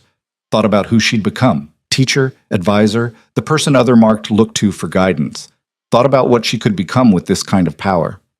Okay, she said, I'll marry you, but on one condition. Which is? We rewrite the laws around royal succession, make it so power is earned, not inherited, so no child of ours is forced into leadership they don't want. Deal. Kale pulled her close. Not a kiss. Neither of them was ready for that. Just a fierce hug between partners who'd fought through hell together. We'll announce it tomorrow. Give the council something new to argue about. They'll lose their minds. Probably. Should be entertaining. Riven laughed, genuine and free. We're going to destroy so many traditions. Good. They needed destroying anyway. They announced the engagement the next morning. As predicted, the council lost their minds. Half celebrated the political stability. Half protested the impropriety. Varen looked like he'd swallowed something sour but didn't object. The public reaction was mixed. Some people saw it as romantic, the exiled girl becoming queen. Others saw it as dangerous, too much power concentrated in too few hands. Riven didn't care what they thought. She'd spent too long living by other people's expectations, running from their fear, trying to make herself smaller, safer, less threatening. She was done with that. The wedding was simple. No grand ceremony or political spectacle. Just vows exchanged in front of witnesses, binding them as partners in governance and life. Riven wore silver and black, her fire made manifest in silk. Kale wore traditional alpha regalia. They spoke vows they'd written themselves, promising partnership, honesty, and the courage to keep fighting for what mattered. When it was done, they were king and queen, alpha and flamekeeper, equal. The reception was larger, open to the public. People came from across the territories, nobles and merchants and common folk, all curious about this unprecedented union. Riven saw her brother in the crowd, grinning, saw Mira raising a glass in salute, saw Thorn and Kira speaking quietly in a corner, already planning the next phase of reforms. She saw the marked students from the training center, watching with hope and pride. And she saw the protesters outside, still holding their signs, still convinced this was a mistake. All of it, the support and the resistance, the hope and the fear, the progress and the pushback. All of it was real. Change wasn't clean, wasn't simple, wasn't a straight line from broken to fixed, but it was possible. And that was enough. Kale found her on the balcony later, escaping the noise. Tired of being queen already? He asked. Tired of people staring. Riven leaned against the railing. How do you deal with it? The constant scrutiny? Badly, most days. Kale joined her. But it gets easier. You learn to ignore the noise, focus on what matters. And what matters? This. He gestured to the city. The students learning control, the families reuniting, the marked coming home. That's what we're fighting for. Not approval, not popularity, just the chance to build something better. Riven's fire flickered warm around her fingers. Think we'll succeed? I think we'll try. That's all anyone can do. They stood together, watching the city lights spread like stars. Riven thought about the journey that had brought her here. From exile to advisor to queen, from cursed to essential, from alone to partnered. It hadn't been smooth, hadn't been easy, had cost her blood and pain and nights when she wasn't sure she'd survive until morning. But she had survived, had done more than survive. She'd transformed. The wilderness that should have killed her had made her stronger. The power that should have destroyed her had become her greatest asset. The exile that should have broken her had led her exactly where she needed to be. Thank you, she said quietly. Kale looked at her. For what? For seeing me. Not what I could do for you, not the power, just me. Thank you for letting me. Kale's hand found hers. For trusting me when you had every reason not to. They stood like that as the sun set, painting the sky in shades of silver and gold. Below them, the city moved and breathed. The training center's eternal flame burned bright. The marked students were safe. The corruption was gone. There would be more challenges, more resistance, More nights of fighting and bleeding and wondering if any of it mattered. But Riven was ready. She'd been forged in fire and ice, in exile and battle, in fear, and finally in hope. She was the Flamekeeper, the queen who'd been an outcast, the weapon who'd chosen healing, the cursed girl who'd become essential. And she was just getting started. The Northern Territories were changing, would continue changing, would become something new, something that had room for people like her, for power that didn't fit neat categories, for strength that came from partnership instead of domination. It wouldn't be perfect, nothing ever was, but it would be better. And better was worth fighting for. Riven's fire blazed bright, not wild, not desperate, but purposeful and controlled and absolutely, finally, hers. She wasn't running anymore, she was building, and nothing, not fear, not tradition, not the ghosts of her exile, would stop her. The future stretched uncertain and dangerous and full of impossible possibility. Riven smiled. She'd always preferred impossible anyway.